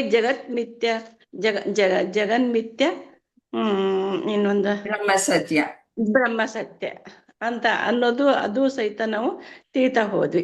ಹೀಗೆ ಮಾಡ್ತಾ ಹೋದಾಗ ಇಲ್ಲಿ ಬರ್ತಕ್ಕಂಥ ಒಂದೊಂದು ಆಸನಗಳ ಬಗ್ಗೆ ಅವರು ಒಂದೊಂದು ಈ 15 ಹಂತಗಳು ಮತ್ತು 8 ಹಂತಗಳನ್ನ ಹೇಳಿದ್ರಲ್ಲಮ್ಮ, ಈ ಎರಡನ್ನೂ ಸೇರಿಸಿ ಶಂಕರಾಚಾರ್ಯರು ಹೇಳಿದ್ರನು, ಕೂಡಿಸಿ ಹೇಳಿದಾರೇನು ಅಂತ. ಹೌದು ಹೌದಲ್ರಿ? ಹೌದು. ಇವಾಗ 102, 103ರಲ್ಲಿ ಹೇಳ್ತಾರೆ, 15 ಹೇಳ್ತಾರೆ. ಇದನ್ನ ನೋಡೋಣ ಇವಾಗ 102 ಮತ್ತೆ ನೋಡೋಣ. ಅದ್ರಲ್ಲಿ ಎಲ್ಲ ವಿವರವಾಗಿ ಕೊಟ್ಟಿದ್ದಾರೆ. ನಾನು ಈ ಜಗತ್ ಮಿಥ್ಯ ಅಂತಂದ್ರೆ ಅಮ್ಮ ಬ್ರಹ್ಮ ಸ್ವರೂಪ, ಎಲ್ಲವೂ ನಾನೇ ಆದಾಗ ಯಾವುದೂ ಒಂದು ಆಸೆ ಇರೋದಿಲ್ಲ ಅಂತ. ಈ ಬ್ರಹ್ಮ ಸ್ವರೂಪ ಅಂತಾನೆ ನಾನಾದಾಗ ಈ ಜಗತ್ತೆಲ್ಲ ಏನ್ ಅನಿಸ್ತತಿ, ನಮ್ ಕಣ್ಣಿಗೆ ಅದು ಮಿಥ್ಯವಾಗಿ ಕಾಣಿಸ್ತತಿ, ಜಡವಾಗಿ ಕಾಣಿಸ್ತತಿ. ಈ ಶರೀರನೂ ಸಹಿತ ನಾವು ಜಡವಾಗಿ ಕಾಣ್ತಾ ಹೋಗ್ತೇವೆ ಅಂತ ಹೇಳಿ ಈ ಬ್ರಹ್ಮ ಸ್ವರೂಪ ಬಂದಾಗ, ಅದೇ ರೀತಿ ಮುಂದೆ ಆ ಒಂದು ಜೀವನದ ಒಂದು ಮುಂದೆ ಬರ್ತಕ್ಕಂತ ಹಂತಗಳು, ಯಮ ಅಂದ್ರೆ ಏನು, ಶೌಚ ಅಂದ್ರೆ ಏನು, ಶಾಂತಿ ಅಂದ್ರೆ ಏನು, ಆಮೇಲೆ ಸ್ವ ಅಧ್ಯಾಯ, ಇಂಥವೆಲ್ಲ ತೀರ್ಸ್ತಾ ಹೋಗಿದ್ದಾರೆ. ಅದೇ 102, 103ರಲ್ಲಿ ಕೊಟ್ಟಿದ್ದಾರೆ, ಅದನ್ನ ಓದೋಣ. ಸರಿ. 102 ಯಮೋಹಿ ನೇಮಸ್ಥ್ಯಾಗೋ ಮೌನಂ ದೇಶಶ್ಚ ಕಾಲತ ಆಸನಂ ಮೂಲ ಬಂಧಶ್ಚ ದೇಹ ಸಾಮ್ಯಂ ಚ ದೃಕ್ಸ್ಥಿತಿ. ಈಗ ಇದು 101 ಅಲ್ಲಮ್ಮ, ಇದು 101 ಓದೋದಾದ್ರೆ 101, 102, 101 ಆಯ್ತಲ್ಲ, 203ರಲ್ಲಿ ಕೊಟ್ಟಿರೋದು 15. ಅಂದ್ರೆ 101ರಲ್ಲಿ ಏನ್ ಹೇಳಿದ್ದಾರೆ ಅಂತಂದ್ರೆ, ನೀವು ಎಲ್ಲಿವರೆಗೂ ಸದಾ ಕಾಲವು ನೀವು ಬ್ರಹ್ಮನನ್ನ ನಿಧಿಧ್ಯಾಸವನ್ನ ಮಾಡ್ತಾ ಇರ್ಬೇಕು. ಇವ್ರಿಗೂ ಅಂದ್ರೆ ಸಂಪೂರ್ಣವಾಗಿ ಬ್ರಹ್ಮಜ್ಞಾನ ಸ್ಥಿರವಾಗಿ ನಿಲ್ಲವರೆಗೂ ಮಾಡ್ಬೇಕು ಅಂತ ಹೇಳಿರೋದು. ಹೇಗೆ ಅಂದ್ರೆ ಅದ ಉಪವಾಸ ಅದು ಎಲ್ಲವನ್ನು ಬಿಟ್ಟುನು ಇದನ್ನೇ ಧ್ಯಾನ ಮಾಡಿ ಅಂತ ಬಿಟ್ಟು ಉಪವಾಸ ಮಾಡಿದ್ರೆ ನಿಮ್ಗೆ ಯೋಚನೆ ಮಾಡೋದಕ್ಕೂ, ಒಂದು ನಾನು ಬ್ರಹ್ಮ ಅಂತ ಯೋಚನೆ ಮಾಡೋದಕ್ಕೂ ಆಗಲ್ಲ, ಹೊಟ್ಟೆ ಕಡೆ ಹೋಗುತ್ತೆ ಯೋಚನೆ. ಅದಕ್ಕೆ ಅದನ್ನು ಸರಿಯಾಗಿ ದೇಹವನ್ನು ಚೆನ್ನಾಗಿ ಇಟ್ಕೊಂಡಿರ್ಬೇಕು. ಮತ್ತೆ ಈ ಬ್ರಹ್ಮ ಜ್ಞಾನವನ್ನ ನಾವು ಒಳಕ್ಕೆ ಇಳಿಸ್ತಾ ಹೋಗ್ಬೇಕು ಸದಾಕಾಲವು ಅಂತ ಹೇಳಿದ್ರು 1ನೇ ಇದ್ರಲ್ಲಿ. ಇವಾಗ 102, 103ರಲ್ಲಿ 15 ಹೇಳ್ತಾರೆ. ಇವಾಗ 102 ಹೇಳಿದ್ದಾಯ್ತು. 102ರಲ್ಲಿ 103ರಲ್ಲಿ ಏನು ಹೇಳಿದ್ದಾರೆ ನೋಡೋಣ. ಪ್ರಾಣ ಸಂಯಮನಂ ಚೈವ ಪ್ರತ್ಯಾಹಾರಶ್ಚ ಧಾರಣ ಆತ್ಮಧ್ಯಾನಂ ಸಮಾಧಿಶ್ಚ ಪ್ರೋಕ್ತಾನ್ಯಂಗಾನಿ ವೈಕ್ರಮಾತ್. ಅಂದ್ರೆ ಇವಾಗ ಯಾರಾದ್ರೂ ಒಬ್ರು ಮೊದಲು ಅಷ್ಟಾಂಗ ಯೋಗದಲ್ಲಿ ಅಂದ್ರೆ ಪತಂಜಲಿ ಯೋಗದಲ್ಲಿ ಎಲ್ಲ ನೀವೆಲ್ಲ ಯೋಗ ಕ್ಲಾಸ್ಗಳಿಗೆ ಹೋಗೇ ಇರ್ತೀರ. ಅಷ್ಟಾಂಗ ಯೋಗದಲ್ಲಿ ಮತ್ತೆ ಗುರುಜಿನು ತಿಳಿಸ್ಕೊಟ್ಟಿದ್ದಾರೆ ಎಷ್ಟು 8 ಅಂಗಗಳು ಯಾವುವು. ಯಾರು ಹೇಳ್ತೀರಾ? ವೀಣವ್ರು ರೆಡಿ ಇದ್ದೀರಾ? ಈಗ ಹೇಳಕ್ಕಾಗತ್ತಾ? ಇನ್ನೂ ಇಲ್ವಾ? ಆಗ್ಲಿಲ್ಲ ಅಂತಂದ್ರೆ ವಿಜಯಲಕ್ಷ್ಮಿ ಅವ್ರು ಹೇಳಿ. 8 ಅಂಗಗಳು. ಇದನ್ನಮ್ಮ, ಇದು ಯಮ ನಿಯಮ ಶೌಚ, ಕರೆಕ್ಟ್. ಆಮೇಲೆ ಶಾಂತಿ, ಸ್ವಾಧ್ಯಾಯ. ಅಲ್ಲ ಅಲ್ಲ, ಯಮ ನಿಯಮ ಆದ್ಮೇಲೆ ಯಮ ನಿಯಮ ಆದ್ಮೇಲೆ ಆಸನ ಪ್ರಾಣಾಯಾಮ, ಆಸನ ಪ್ರಾಣಾಯಾಮ. ಧಾರಣ, ಸಮಾಧಿ, ಹೀಗೆ 8 ಅಂಗಗಳು ಇದೆ. ಅದನ್ನೇ 15 ಆಗಿ 15 ಅಂಗಗಳಾಗಿ ಜ್ಞಾನ ಮಾರ್ಗದಲ್ಲಿ ಹೇಳಿದ್ದಾರೆ. ಅದಕ್ಕೂ ಇದಕ್ಕೂ ವ್ಯತ್ಯಾಸ ಇದೆ. ಅಲ್ಲ ಮೇಡಮ್, ಪತಂಜಲಿ ಯೋಗದಲ್ಲಿ 8 ಅಂಗಗಳಂದ್ರೆ ಯಮ ನಿಯಮ ಪ್ರಾಣಾಯಾಮ, ನಂತರ ಆಸನ ಪ್ರಾಣಾಯಾಮ, ಪ್ರತ್ಯಾಹಾರನ, ಪ್ರತ್ಯಾಹಾರ, ಧಾರಣ, ಧ್ಯಾನ, ಸಮಾಧಿ. ಧಾರಣ, ಸಮಾಧಿ, ಧ್ಯಾನ, ಸಮಾಧಿ. ಇದು ಅಷ್ಟಾಂಗ ಯೋಗ.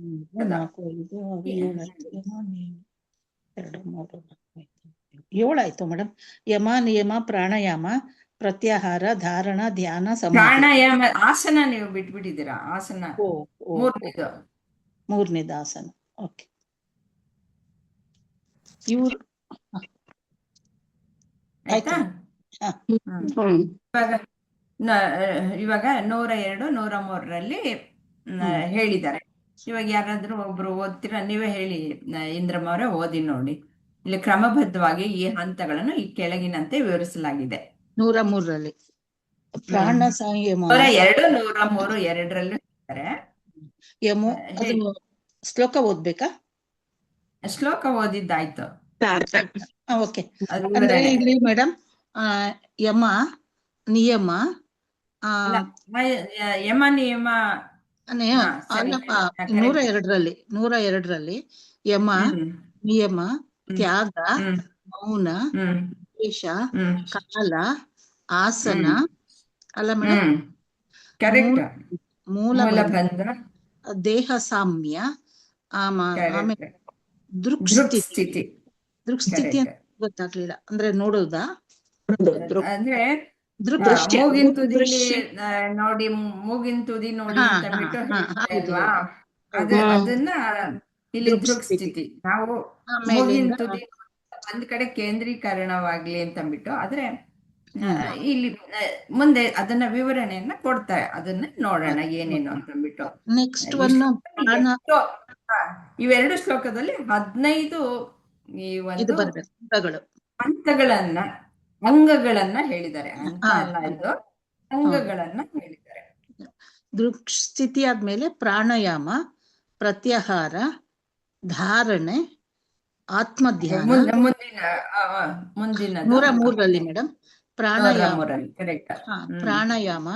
ಪ್ರತ್ಯಾಹಾರ, ಧಾರಣ, ಆತ್ಮಧ್ಯಾನ, ಸಮಾಧಿ. ಕರೆಕ್ಟ್ ಆಯ್ತಲ್ಲ? ಪ್ರೋಕ್ತಾನಿ ವೈಕ್ರಮಾತ್. ಇವೇ ಕ್ರಮ ಇಲ್ಲಿ ಹೇಳಿರುವ ಅಂಗಗಳು. ಅದೇ ಈ ಕ್ರಮವಾಗಿ ಇದೆ ಅಂತ ಅಷ್ಟೇ. 15 ಅಂಗಗಳು ಹೇಳಿದ್ದಾರೆ. 15 ಪತಂಜಲಿ ಅವರು 8, ಇವರು 15 ಹೇಳಿದ್ದಾರೆ. ಇದು ನಿಧಿಧ್ಯಾಸ ಅಂತಾನೆ ನಾವು ತಗೋಬೇಕಲ್ಲ ಮೇಡಮ್? ನಿಧಿಧ್ಯಾಸದಲ್ಲಿ 15 ಅಂಗಗಳು ಅಂತ ತಗೋಬೇಕು ಅಲ್ವಾ ಮೇಡಮ್? ಅಂಗಗಳು, ಹೌದು. ಇದು 2, 3, 102, 103ರಲ್ಲಿ ಇದು ವೈರಾಗ್ಯ, ಮೌನ ಅಂತ ಕೊಟ್ಟಾರ. ಇಲ್ಲ. ನೋಡಿ ಅದೇ 2 3 ವೈರಾಗ್ಯ ಅದೇ 102 3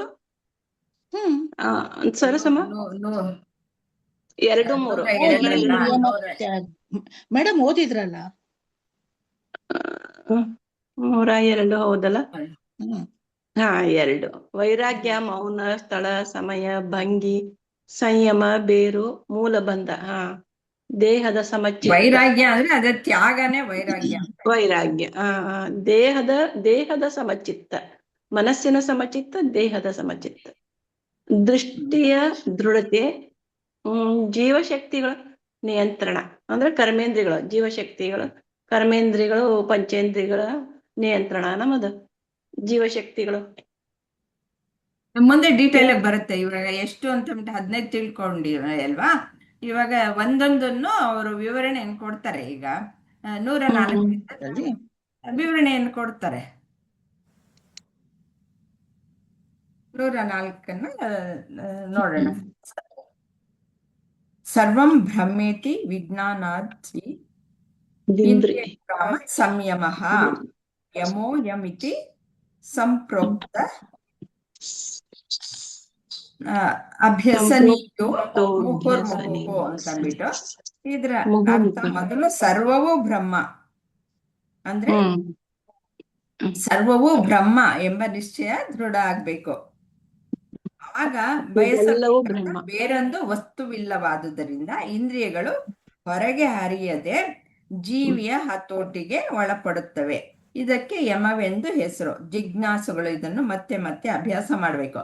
ಇದು ಹೇಗೆ ನಮ್ಮ ಪತಂಜಲಿ ಯೋಗಕ್ಕೂ ಮತ್ತೆ ಶಂಕರಾಚಾರ್ಯ ಹೇಳಿರುವಂತಹ ಯಮಕ್ಕೂ ವ್ಯತ್ಯಾಸ ಅಂತಂದ್ಬಿಟ್ಟು ಇದ್ರ ಪತಂಜಲಿ ಯೋಗದಲ್ಲಿ 5 ಯಮ ಅಂತಂದ್ರೆ ಡೋಂಟ್ಸ್ ಅಂಡ್ ಡೂಸ್ ಅಂತಂದ್ಬಿಟ್ಟು ಎಲ್ಲದರಲ್ಲೂ ನಿಯಮಗಳು ಇದ್ದೇ ಇರುತ್ತೆ. ನಮ್ಮ ದೇಶದಲ್ಲಿ ಸಂವಿಧಾನದಲ್ಲೂ ಸಹ ಡೂಸ್ ಅಂಡ್ ಡೋಂಟ್ಸ್ ಇರುತ್ತೆ. ಮೊದಲು ಡೋಂಟ್ಸ್ ಅಂತಂದ್ಬಿಟ್ಟು ಅದು ಏನೇನು ಮಾಡಬಾರ್ದು ಅಂತ. ಇದರಲ್ಲಿ ಪತಂಜಲಿ ಯೋಗದಲ್ಲಿ ಏನು ಹೇಳಿದ್ದಾರೆ ಅಂದ್ರೆ ಅಹಿಂಸೆ ಅಂದ್ರೆ ಹಿಂಸೆ ಮಾಡಬಾರ್ದು ಅಂತ. ಸತ್ಯ ಅಂದ್ರೆ ಅಸತ್ಯವನ್ನು ಹೇಳ್ಬಾರ್ದು. ಕಳ್ಳತನ ಮಾಡಬಾರ್ದು. ಆಸ್ತೇಯ ಅಂತಂದ್ರೆ ಕಳ್ಳತನ ಮಾಡಬಾರ್ದು. ಬ್ರಹ್ಮಚರ್ಯ ಅಂದ್ರೆ ಯಾವಾಗಲೂ ಸದಾಕಾಲ ನಾವು ಇಂದ್ರಿಯ ಲೋಲುಪತೆಯನ್ನ ಬಿಟ್ಬಿಟ್ಟು ನಾವು ಬ್ರಹ್ಮನ ಕಡೆಗೆ ನಮ್ಮನ್ನು ತಿರುಗಿಸ್ಕೊಳ್ಬೇಕು. ಅಪರಿಗ್ರಹ ಅಂದ್ರೆ ವಸ್ತುಗಳು ಅಗತ್ಯಕ್ಕಿಂತ ಹೆಚ್ಚಾಗಿ, ಅದು ಯಾವಾಗಲೂ ಎಲ್ರಿಗೂ ಗೊತ್ತಾಗೋಗಿರುತ್ತೆ. ವಯಸ್ಸಾಗ್ತಾ ಆಗ್ತಾ ಗೊತ್ತಾಗಿರುತ್ತೆ. ಸುಮ್ಮನೆ ನಾವು ಸಂಗ್ರಹ ಮಾಡಿ ಇಟ್ಕೊಂಡ್ರೆ ಅದು ವೇಸ್ಟೇ ಆಗೋಗುತ್ತೆ ಅನ್ನೋದು ಗೊತ್ತಾಗತ್ತೆ ಅಲ್ವಾ. ಮುಚ್ಚಿಟ್ಟ ಗಂಟು ಪರರಿಗೆ ಅನ್ನೋದು. ಹಾಗಾಗಿ ಅದಕ್ಕೋಸ್ಕರ ಅಪರಿಗ್ರಹ ಅನ್ನೋದು ಮಾಡಬಾರ್ದು ಅಂತ. ಹಾಗೆ ನಿಯಮ ಅನ್ನೋದು ಮುಂದಿನದು ತಗೊಳ್ಳೋಣ. ಈಗ ಆ ಒಂದು ಯಮ ಮಾಡಬಾರ್ದು ಅಂತಂದ್ಬಿಟ್ಟು ಇಲ್ಲಿ ಏನ್ ಮಾಡಬಾರ್ದು ಅಂತ ಹೇಳಿದ್ದಾರೆ. ಯಾರು? ಶಂಕರಾಚಾರ್ಯರು ಏನ್ ಮಾಡಬಾರ್ದು ಎಲ್ಲ ಅದನ್ನ ಹೇಳ್ತೀರಾ. ಇದ್ರ ಅರ್ಥವನ್ನ ಹೇಳ್ಬಿಡ್ತೀನಿ. ಮೊದಲು ಸರ್ವವು ಬ್ರಹ್ಮ ಎಂಬ ನಿಶ್ಚಯ ದೃಢವಾಗಬೇಕು.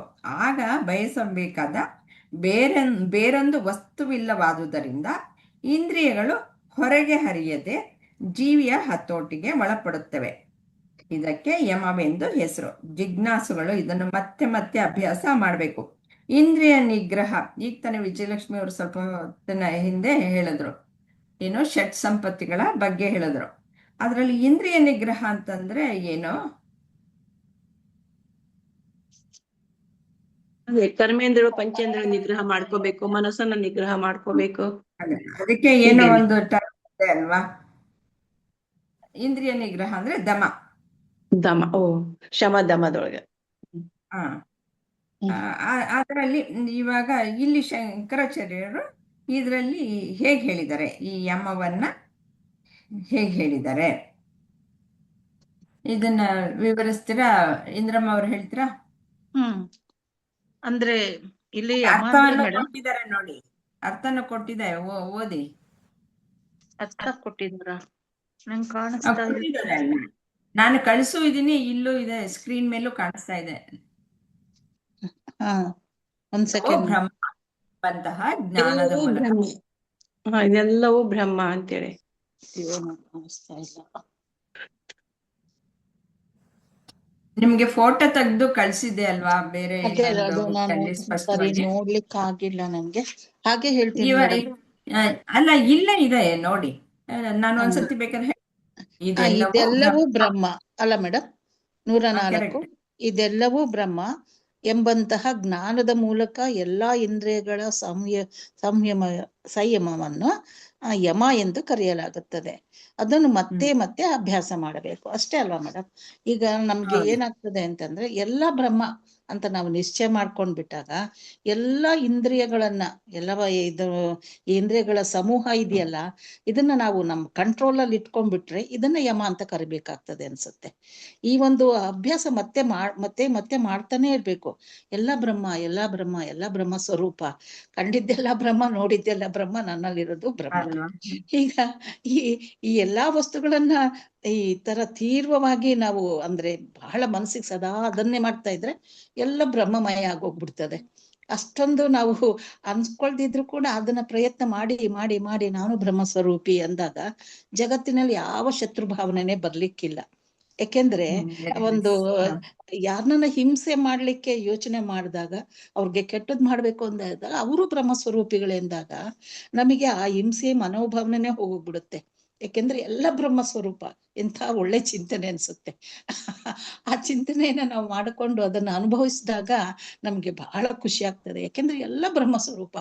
ನಾನು ಬ್ರಹ್ಮ ಸ್ವರೂಪ, ಹೊರಗಿನಲ್ಲಿ ಇರ್ತಕ್ಕಂತಹ ಎಲ್ಲ ಜಗತ್ತು, ಎಲ್ಲ ಜಗತ್ತಿನಲ್ಲಿ ಕಂಡು ಬರ್ತಕ್ಕಂತಹ ಮಾಯೆಯು ಕೂಡ ಒಂದು ಬ್ರಹ್ಮ ಸ್ವರೂಪ ಅಂದಾಗ, ಬ್ರಹ್ಮದಲ್ಲೇ ಮಾಯೆ ರೂಪದಲ್ಲಿ ಕಾಣ್ತಕ್ಕಂಥ ಈ ಜಗತ್ತಿನಲ್ಲಿ ಇರ್ತಕ್ಕಂತಹ ಎಲ್ಲಾ ವಸ್ತುಗಳು, ಯಾವುದೇ ವಸ್ತುಗಳಾಗಿರ್ಬೋದು, ಪ್ರಾಣಿ ಪಕ್ಷಿಗಳು ಏನ್ ನೋಡ್ತೀವೋ ಅದೆಲ್ಲ ಬ್ರಹ್ಮಸ್ವರೂಪಿ ಅಂತ ನಾವು ಕಲ್ಪನೆ ಮಾಡ್ಕೊಂಡಾಗ ಈ ಸೂತ್ರದ ಪ್ರಕಾರ ಎಲ್ಲ ಬ್ರಹ್ಮಮಯ ಆಗೋಗ್ಬಿಡುತ್ತೆ. ಆಗ ನಮ್ಮಲ್ಲಿರ್ತಕ್ಕಂತಹ ಹಿಂಸಾ ಮನೋಭಾವನೆ ಆಗ್ಲಿ, ನಮ್ಮಲ್ಲಿರ್ತಕ್ಕಂತಹ ಯಾವುದೇ ಕೆಟ್ಟದ ಒಂದು ಯೋಚನೆ ಆಗ್ಲಿ, ಎಲ್ಲರಲ್ಲೂ ಕೂಡ ನಮ್ಗೆ ಬ್ರಹ್ಮಸ್ವರೂಪ ಆಗೋದ್ರಿಂದ ನಾವು ಕೂಡ ಅದನ್ನ ಆ ಅರಿವನ್ನ ನಾವು ತಿಳ್ಕೋಬೇಕಾಗ್ತದೆ. ಈ ಹಿಂಸಾ ಮನೋಭಾವನೆ ಆಗ್ಲಿ, ಯಾವುದೇ ಒಂದು ವ್ಯತಿರಿಕ್ತವಾದಂತಹ ಮನೋಭಾವನೆಗಳು ಅವನ್ನ ನಾವು ನಿವಾರಣೆ ಆಗೋಗ್ಬಿಡ್ತದೆ. ಆ ಚಿಂತನೆ ಬರೋದಿಲ್ಲ. ಹಾಗಾಗಿ ಈ ಶ್ಲೋಕವನ್ನು ಸರ್ವಂ ಬ್ರಹ್ಮಮಯ ಅಂತ ಹೇಳಲಿಕ್ಕೆ ಇಷ್ಟಪಡ್ತೀನಿ ಮೇಡಮ್. ಸರಿ, ಚೆನ್ನಾಗಿ ಹೇಳಿದಿರಾ. ಹಾಗೆ ಇವಾಗ ನಾನು 5 ಹೇಳಿದೆ ಅಲ್ವಾ, ಯಮದಲ್ಲಿ ಏನೇನಿದೆ ಪತಂಜಲಿ ಯೋಗದಲ್ಲಿ ಅಂತ. ಏನು? ಅಹಿಂಸೆ, ಸತ್ಯ, ಆಸ್ಥೇಯ, ಬ್ರಹ್ಮಚರ್ಯ, ಅಪರಿಗ್ರಹ. ಇಷ್ಟನ್ನು ಯಾತಕ್ಕೆ? ಇನ್ನೊಂದ್ಸರಿ ಹೇಳಿ ಮೇಡಮ್. ಅಹಿಂಸೆ, ಸತ್ಯ, ಆಸ್ಥೇಯ. ಸತ್ಯ ಅಂದ್ರೆ ಅಹಿಂಸೆ ಅಂದ್ರೆ ಹಿಂಸೆ ಮಾಡಬಾರ್ದು. ಸತ್ಯ ಅಂತಂದ್ರೆ ಸತ್ಯವನ್ನ ನುಡಿಬಾರ್ದು. ಆಸ್ಥೇಯ ಅಂದ್ರೆ ಮಾಡಬಾರ್ದು. ಬ್ರಹ್ಮಚರ್ಯ ಅಂತಂದ್ರೆ ಇಂದ್ರಿಯಗಳನ್ನ ಸರಿಯಾಗಿ ನಿಗ್ರಹ ಯಾವಾಗ್ಲೂ ಬ್ರಹ್ಮನ ಕಡೆಗೆ ಚಲಿಸೋದಕ್ಕೆ ಬ್ರಹ್ಮಚರ್ಯ ಅಂತಂದ್ರೆ ಬ್ರಹ್ಮನ ಕಡೆಗೆ ನಮ್ಮ ಗಮನವನ್ನ ತೆಗೆದುಕೊಂಡು ಹೋಗೋದು ಬ್ರಹ್ಮಚರ್ಯ. ಯಾವಾಗ್ಲೂ ಬ್ರಹ್ಮನ ಚಿಂತನೆಯನ್ನ ಮಾಡುವುದು ಬ್ರಹ್ಮಚರ್ಯ. ಅದು ಜ್ಞಾನಕ್ಕೆ ಸಂಬಂಧಪಟ್ಟಿದ್ದು. ಇಲ್ಲಿ ಅಷ್ಟಾಂಗದಲ್ಲಿ ಇಂದ್ರಿಯ ನಿಗ್ರಹವನ್ನ ಹೇಳ್ತಾರೆ. ಅಪರಿಗ್ರಹ ಅಂದ್ರೆ ನಮ್ಗೆ ಅಗತ್ಯಕ್ಕಿಂತ ಹೆಚ್ಚಾಗಿ ನಾವು ಸಂಗ್ರಹ ಮಾಡಿ ಇಟ್ಕೊಂಡ್ಬಿಡೋದು. ಅವಾಗ ಬೇರೆಯವ್ರಿಗೆ ಸಿಕ್ಕಲ್ಲ. ಹಂಗೆ ಇಟ್ಕೊಂಡ್ಬಿಟ್ರೆ ಒಬ್ಬರು ಬೇರೆಯವ್ರಿಗೆ ಸಿಕ್ಕ, ಇವರು ಎಲ್ಲ ತಿನ್ನಕ್ ಆಗಲ್ಲ, ಅನುಭವಿಸಕ್ ಆಗಲ್ಲ. ಆಸೆಗೋಸ್ಕರ ಸಂಗ್ರಹ ಮಾಡಿ ಇಟ್ಕೊಂಡ್ಬಿಡ್ತಾರೆ ಅಷ್ಟೇ. ಅದು ಗೊತ್ತಾಗ್ಬೇಕು. ಸನಾತನ ಧರ್ಮದಲ್ಲಿ ಎಷ್ಟು ಅವರೆಲ್ಲ ವೈಜ್ಞಾನಿಕವಾಗಿ ಎಲ್ಲ ಹೇಳಿದ್ದಾರೆ, ಮತ್ತೆ ಎಷ್ಟು ಅನುಭವ ಪೂರ್ವಕವಾದ ಮಾತುಗಳು. ಯಾವುದನ್ನ ನಾವು ಅಲ್ಲಗಳೆಯೋಕೆ ಸಾಧ್ಯ ಇಲ್ಲ. ಆ ರೀತಿಯಲ್ಲಿ ಎಲ್ಲ ಯಾವ ರೀತಿ ಮನುಷ್ಯ ಜೀವನ ಮಾಡಿದ್ರೆ ಅವನು ದೈವತ್ವದ ಕಡೆಗೆ ಹೋಗ್ತಾನೆ, ದೈವವೇ ಆಗೋಗ್ತಾನೆ. ದೈವ ಅಲ್ಲ, ಪರಬ್ರಹ್ಮನೇ ಆಗೋಗ್ತಾನೆ. ಪರಬ್ರಹ್ಮನೇ ಅವನು ಅಂತ ಹೇಳೋದೆ ನಮ್ಮ ಸನಾತನ ಧರ್ಮ. ಅದನ್ನೇ ಇಲ್ಲಿ ತಿಳಿಸ್ಕೊಡ್ತಾ ಇರೋದು. ನೀನು ಈಗ ಅವಿವೇಕದಿಂದ ನೀನು ನಾನು ಹೀಗೆ ಮರ್ತ್ಯ ಅಂತ ಅನ್ಕೊಂಡಿದ್ಯಾ? ಇಲ್ಲ, ನೀನು ಅಮೃತತ್ವವನ್ನ ಹೊಂದಿರುವಂಥವನು, ನೀನು ಪರಮಾತ್ಮ ತತ್ವವನ್ನ ಹೊಂದಿರುವಂಥವನು. ಅಂತಂದ್ಬಿಟ್ಟು ತಿಳಿಸೋದಕ್ಕೆ ಈ ರೀತಿಯ ಜೀವನವನ್ನು ಮಾಡಿ ಅಂತಲೇ ಹೇಳೋದು. ಅದಕ್ಕೋಸ್ಕರ ಅಷ್ಟಾಂಗ ಯೋಗದಲ್ಲಿ ಈ ರೀತಿ ಇದ್ರೆ ಶಂಕರಾಚಾರ್ಯರು ಅದನ್ನೇ ಬೇರೆ ರೀತಿಯಲ್ಲಿ ಹೇಳ್ತಾರೆ. ಈ ಯಮ ಅನ್ನೋದನ್ನ, ಇವೆಲ್ಲ ಏನ್ ಕಾರಣ, ಇಷ್ಟುನು ನನಗೆ ಬೇಕು ಬೇಕು ಅನ್ನೋದೇ ಕಾರಣ ಆಗಿರುತ್ತೆ ಅಲ್ವಾ. ಅದಕ್ಕೆ ಎಲ್ಲೂ ಪರಮಾತ್ಮ ಸ್ವರೂಪಿ, ನೀವು ಇಷ್ಟೊತ್ತು ಹೇಳಿದ ಹಾಗೆ ಎಲ್ಲೂ ಪರಮಾತ್ಮ ಸ್ವರೂಪಿ ಅಂದ್ರೆ ನಾನ್ ಬೇರೆ ನೀನ್ ಬೇರೆ ಅನ್ನೋದಿಲ್ಲ ಅಂತಾನೆ. ನನಗ್ ಬೇಕು ಬೇಕು ಅನ್ನೋದು ಏನಿರುತ್ತೆ, ಇಲ್ಲ ಅನ್ನೋದನ್ನೇ ಈ ರೀತಿಯಲ್ಲಿ ತಿಳಿಸ್ಕೊಟ್ಟಿದ್ದಾರೆ. ಈಗ 105ನೇದಕ್ಕೆ ಹೋಗೋಣ.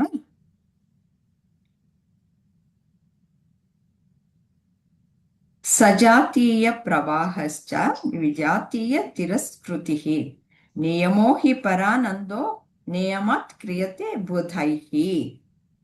ಒಂದೇ ವಿಷಯವನ್ನು ಕುರಿತು ಎಡಬಿಡದೆ ಧ್ಯಾನಿಸುವುದು, ಮಧ್ಯದಲ್ಲಿ ಮನಸ್ಸು ಬೇರೆ ವಿಷಯವನ್ನು ಯೋಚಿಸದಂತೆ ಮಾಡುವುದೇ ನಿಯಮವೆನ್ನಿಸಿಕೊಳ್ಳುತ್ತೆ. ಈಗ ಇದರಲ್ಲಿ ನಿಯಮ ಅನ್ನೋದು ಜ್ಞಾನದಲ್ಲಿ ಹೇಗೆ ಹೇಳ್ತಾರೆ ಅನ್ನೋದು, ಮತ್ತೆ ಅಷ್ಟಾಂಗ ಯೋಗದಲ್ಲಿ ನಿಮಗೆಲ್ಲ ಗೊತ್ತಿದೆ ನಿಯಮಗಳು ಹೇಗೆ ಅಂತ, ಅವನು ನೋಡೋಣ.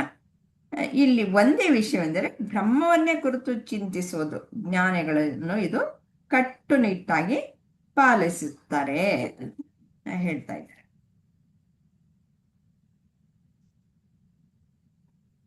ವಿಜಯಲಕ್ಷ್ಮಿ ಅವ್ರು ಹೇಳ್ತೀರಾ? ನಿಯಮ ಅಂದ್ರ 105 ಓದ್ಕೊಳ್ಳಿ. ಇತರ ಎಲ್ಲ ಆಲೋಚನೆಗಳನ್ನು ಹೊರಗಿಡಲು ಒಂದೇ ರೀತಿಯ ಆಲೋಚನೆಯ ನಿರಂತರ ಹರಿವನ್ನು ನಿಯಮ. ನಾವು ಒಂದು ಆತ್ಮ ಜ್ಞಾನದಲ್ಲಿ ಹೋದಾಗ ನಾನು ಬ್ರಹ್ಮ ಸ್ವರೂಪಿ ಅಂತ ತಿಳ್ಕೊಬೇಕಾದ್ರೆ ಅದೇ ಒಂದು ಯೋಚನೆಯಲ್ಲೇ ಇರ್ಬೇಕು ಅಂತ. ಆ ಯೋಚನೆ ಅಂದ್ರೆ ಈಗ ದೇಹ ಮನ ಬುದ್ಧಿ ನಾನಲ್ಲ, ನಾನು ಆತ್ಮ ಸ್ವರೂಪ, ಶಿವೋಹಂ ಶಿವೋಹಂ ಅಂತ ಹೇಳಿ ಗುರುಜಿ ಹೇಳ್ತಾರಲ್ಲಮ್ಮ. ಅದು ಒಂದು ಸೆಂಟೆನ್ಸ್ ನಮ್ಮಲ್ಲಿ ಅದು ಯಾವತ್ತೂ ಹರಿತಾ ಇರ್ಬೇಕು ಅನಿಸ್ತೈತಿ. ಅವಾಗ ಆ ದೇಹ ಮನಸ್ಸು ಬುದ್ಧಿ ನಾನಲ್ಲ ಅಂದಾಗ ಅವಾಗ ತನ್ನಿಂತಾನೆ ನಾನು ಯಾರು ಅನ್ನೋದು ಅರಿವು ಬಂದೇ ಬರ್ತೈತಿ ಅಂತ. ಆ ರೀತಿ ಒಂದು ಆಲೋಚನೆಗಳಿಂದ ನಮ್ಮಲ್ಲಿ ಯಾವಾಗ್ಲೂ ಸದಾ ಕಾಲ ಇರ್ಬೇಕು. ಅಂದ್ರೆ ನಾವು ಬೇರೆ ಇತರ ಕಡೆ ಬೇರೆ ಯೋಚನೆಗಳು ಹೋಯ್ತು, ಅದು ಜ್ಞಾನ ಈ ಜ್ಞಾನ ಅಂತ ನಾವು ತಿಳ್ಕೊಳಕ್ ಹೋದ್ವಿ ಅಂದ್ರೆ ನಮ್ಗೆ ಏನ್ ಬೇಕು ಅದು ನಮ್ಗೆ ಗೊತ್ತಾಗೋದಿಲ್ಲ. ಆದ್ರಿಂದ ಅವ್ರು ಹೇಳೋದು, ಶಂಕರಾಚಾರ್ಯ ಏನ್ ಹೇಳ್ತಾರ ಅಂದ್ರೆ ಒಂದೇ ರೀತಿಯಲ್ಲೇ ಹೋಗ್ಬೇಕು ಅಂತ ಹೇಳಿ. ಯಾವ್ದೋ ಒಂದು ಯೋಚನೆ ನಾನು ಬ್ರಹ್ಮ ಸ್ವರೂಪಿ, ಆಮೇಲೆ ಎಲ್ಲ ಈ ಜಗತ್ತೇ ಬ್ರಹ್ಮನ ಸ್ವರೂಪ ಇದೆ, ಎಲ್ಲರಲ್ಲೂ ಬ್ರಹ್ಮ ಇದ್ದಾನೆ, ಅವನು ಸರ್ವವ್ಯಾಪಿ ಅಂತ ಈ ಒಂದು ಆಲೋಚನೆಗಳು, ಸರ್ವಂ ಕಲ್ವಿದಂ, ಹಿಂಗೆ ಬ್ರಹ್ಮನ ಬಿಟ್ರೆ ಬೇರೆ ಏನೂ ಇಲ್ಲ ಅಂತ ಆ ಜಗತ್ತನ್ನೇ ಬ್ರಹ್ಮ ಅಂತ ತಿಳ್ಕೊಂಡು ಆ ಒಂದೇ ಒಂದು ಯೋಚನೆಯಲ್ಲಿ ನಾವು ನಿರಂತರವಾಗಿ ಅದ್ರ ಬಗ್ಗೆನೇ ಯೋಚಿಸ್ತಾ ಹೋಗ್ಬೇಕು ಅಂತ ಹೇಳಿದ್ರಮ್ಮ. ಹಾಗೆ ಅದನ್ನೇ ಒಂದು ನಿಯಮ ಅಂತ ಹೇಳಿದ್ರು. ಆ ಒಂದು ನಿಯಮಬದ್ಧವಾದ ರೀತಿಯಲ್ಲಿ ನಾವು ತಿಳ್ಕೋಬೇಕು ಅಂತ ಹೇಳಿ. ಇದು ನಿಜವಾಗಿಯೂ ಪರಮ ಆನಂದವಾಗಿದೆ ಮತ್ತು ಬುದ್ಧಿವಂತರು ನಿಯಮಿತವಾಗಿ ಅಭ್ಯಾಸ ಮಾಡುತ್ತಾರೆ. ಅವ್ರದೇ ಬುದ್ಧಿವಂತರು ಏನ್ ಮಾಡ್ತಾರೆ, ಒಂದೊಂದು ರೂಲ್ಸ್, ಒಂದೊಂದು ಸಮಯದಲ್ಲಿ, ಯಾವ ಸಮಯದಲ್ಲಿ ತನಗೆ ಒಂದು ಅನುಕೂಲವಾಗತಕ್ಕಂತ ಸುತ್ತಲೂ ವಾತಾವರಣದಲ್ಲಿ ಒಂದು ಶುದ್ಧತೆ ಇದ್ದಾಗ ಅಲ್ಲಿ ಏನಾಗ್ತೈತಿ, ಜ್ಞಾನಿಗೆ ತನ್ನಿಂದ ತಾನೇ ನಮ್ಮಲ್ಲಿ ಯೋಚನೆಗಳು ಒಂದು ಪಾಸಿಟಿವ್ ಆಗೇ ಬರ್ತಾ ಇರ್ತಾವ. ಬಂದಾಗ ಅದು ಮನಸ್ಸಿಗೆ ಖುಷಿ ಅನಿಸ್ತದೆ. ಮನಸ್ಸಿಗೆ ಖುಷಿ ಅನಿಸ್ತಂದ್ರೆ ಆಮೇಲೆ ನಾನು ಯಾರು ಅಂತ ನಂಗೆ ಅದು ನಾನೇ ಬ್ರಹ್ಮ ಅಂತ ತಿಳಿದಾಗಂತೂ ಪೂರ್ತಿ ಜಗತ್ತೇ ಬ್ರಹ್ಮ, ನಾನು ಬ್ರಹ್ಮ ಅಂದ್ರೆ ಇಂದ್ರಮ್ಮರ್ ಹೇಳ್ದಂಗೆ ಖುಷಿಯಾಗಿರ್ತೇವೆ ಅಂತ ಹೇಳಿಯಮ್ಮ. ಇದನ್ನೇ ಒಂದು ನಿಯಮಿತವಾಗಿ ಮಾಡ್ಕೊಂಡು ಹೋಗ್ತಾರ ಬುದ್ಧಿವಂತರು ಅಂತ. ಸಾಯಂಕಾಲ ಬೆಳಗ್ಗೆ ಅಂತ ಒಂದು ಟೈಮ್ ಇಟ್ಕೊಂಡಿರ್ತಾರ, ಅದರಲ್ಲೇ ನಿಧಿಧ್ಯಾಸ ಮಾಡ್ತಾ ಇರ್ತಾರ.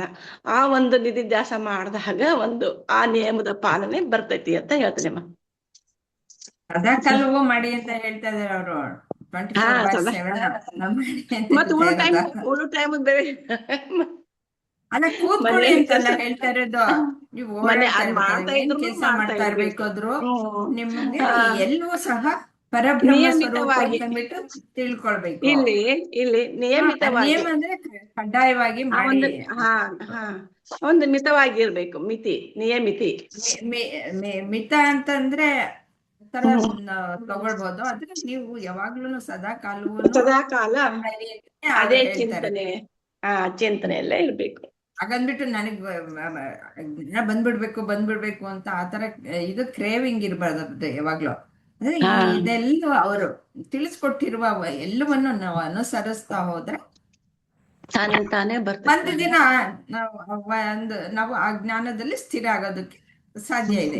ಜ್ಞಾನವನ್ನು ಕೊಟ್ಟಾಗ್ಬಿಟ್ಟಿದೆ, ಈಗ ನಾವಲ್ಲಿ ನಿಲ್ಬೇಕಾಗಿರುವಂತಹದ್ದಷ್ಟೇ. ಅದಕ್ಕೆ ಎಲ್ಲ ಸಾಧನೆಗಳನ್ನು ಮಾಡ್ತಾ ಇರೋದು, ಅದಕ್ಕೆಲ್ಲ ಪ್ರಯತ್ನ.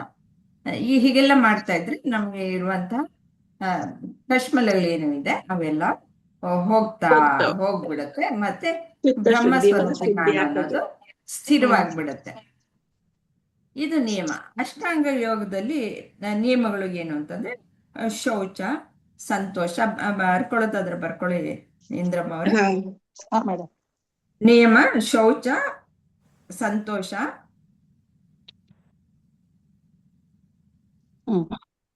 ತಪಸ್ಸು, ಸ್ವಾಧ್ಯಾಯ, ಈಶ್ವರ ಪ್ರಣಿಧಾನ. ಈಶ್ವರ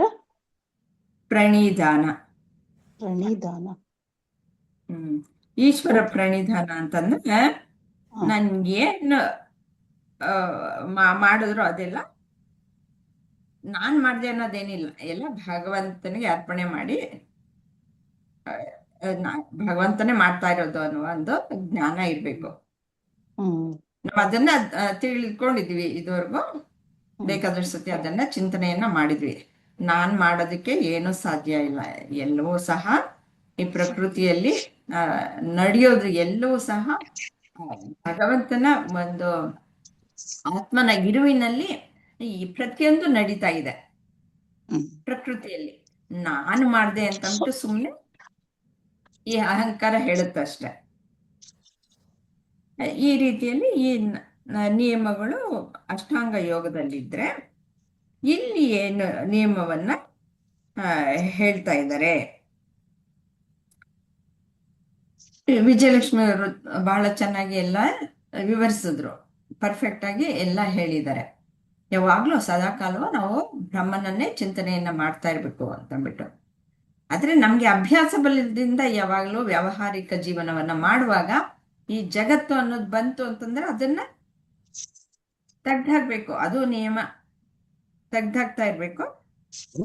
ತೆಗ್ದಾಕಿ ಯಾವಾಗ್ಲೂ ಬ್ರಹ್ಮನೇ ಎಲ್ಲ ಕಡೆಯೂ ಇರೋದು, ಜಗತ್ತು ಮಿಥ್ಯ, ಅದನ್ನು ಎಲ್ಲ ಹೇಳಿದ್ರು. ಜಗತ್ತು ಮಿಥ್ಯ, ಬ್ರಹ್ಮ ಸತ್ಯ ಅಂತ. ಈಗ ಮುಂದಿನ ಶ್ಲೋಕವನ್ನು ಹೇಳೋಣ.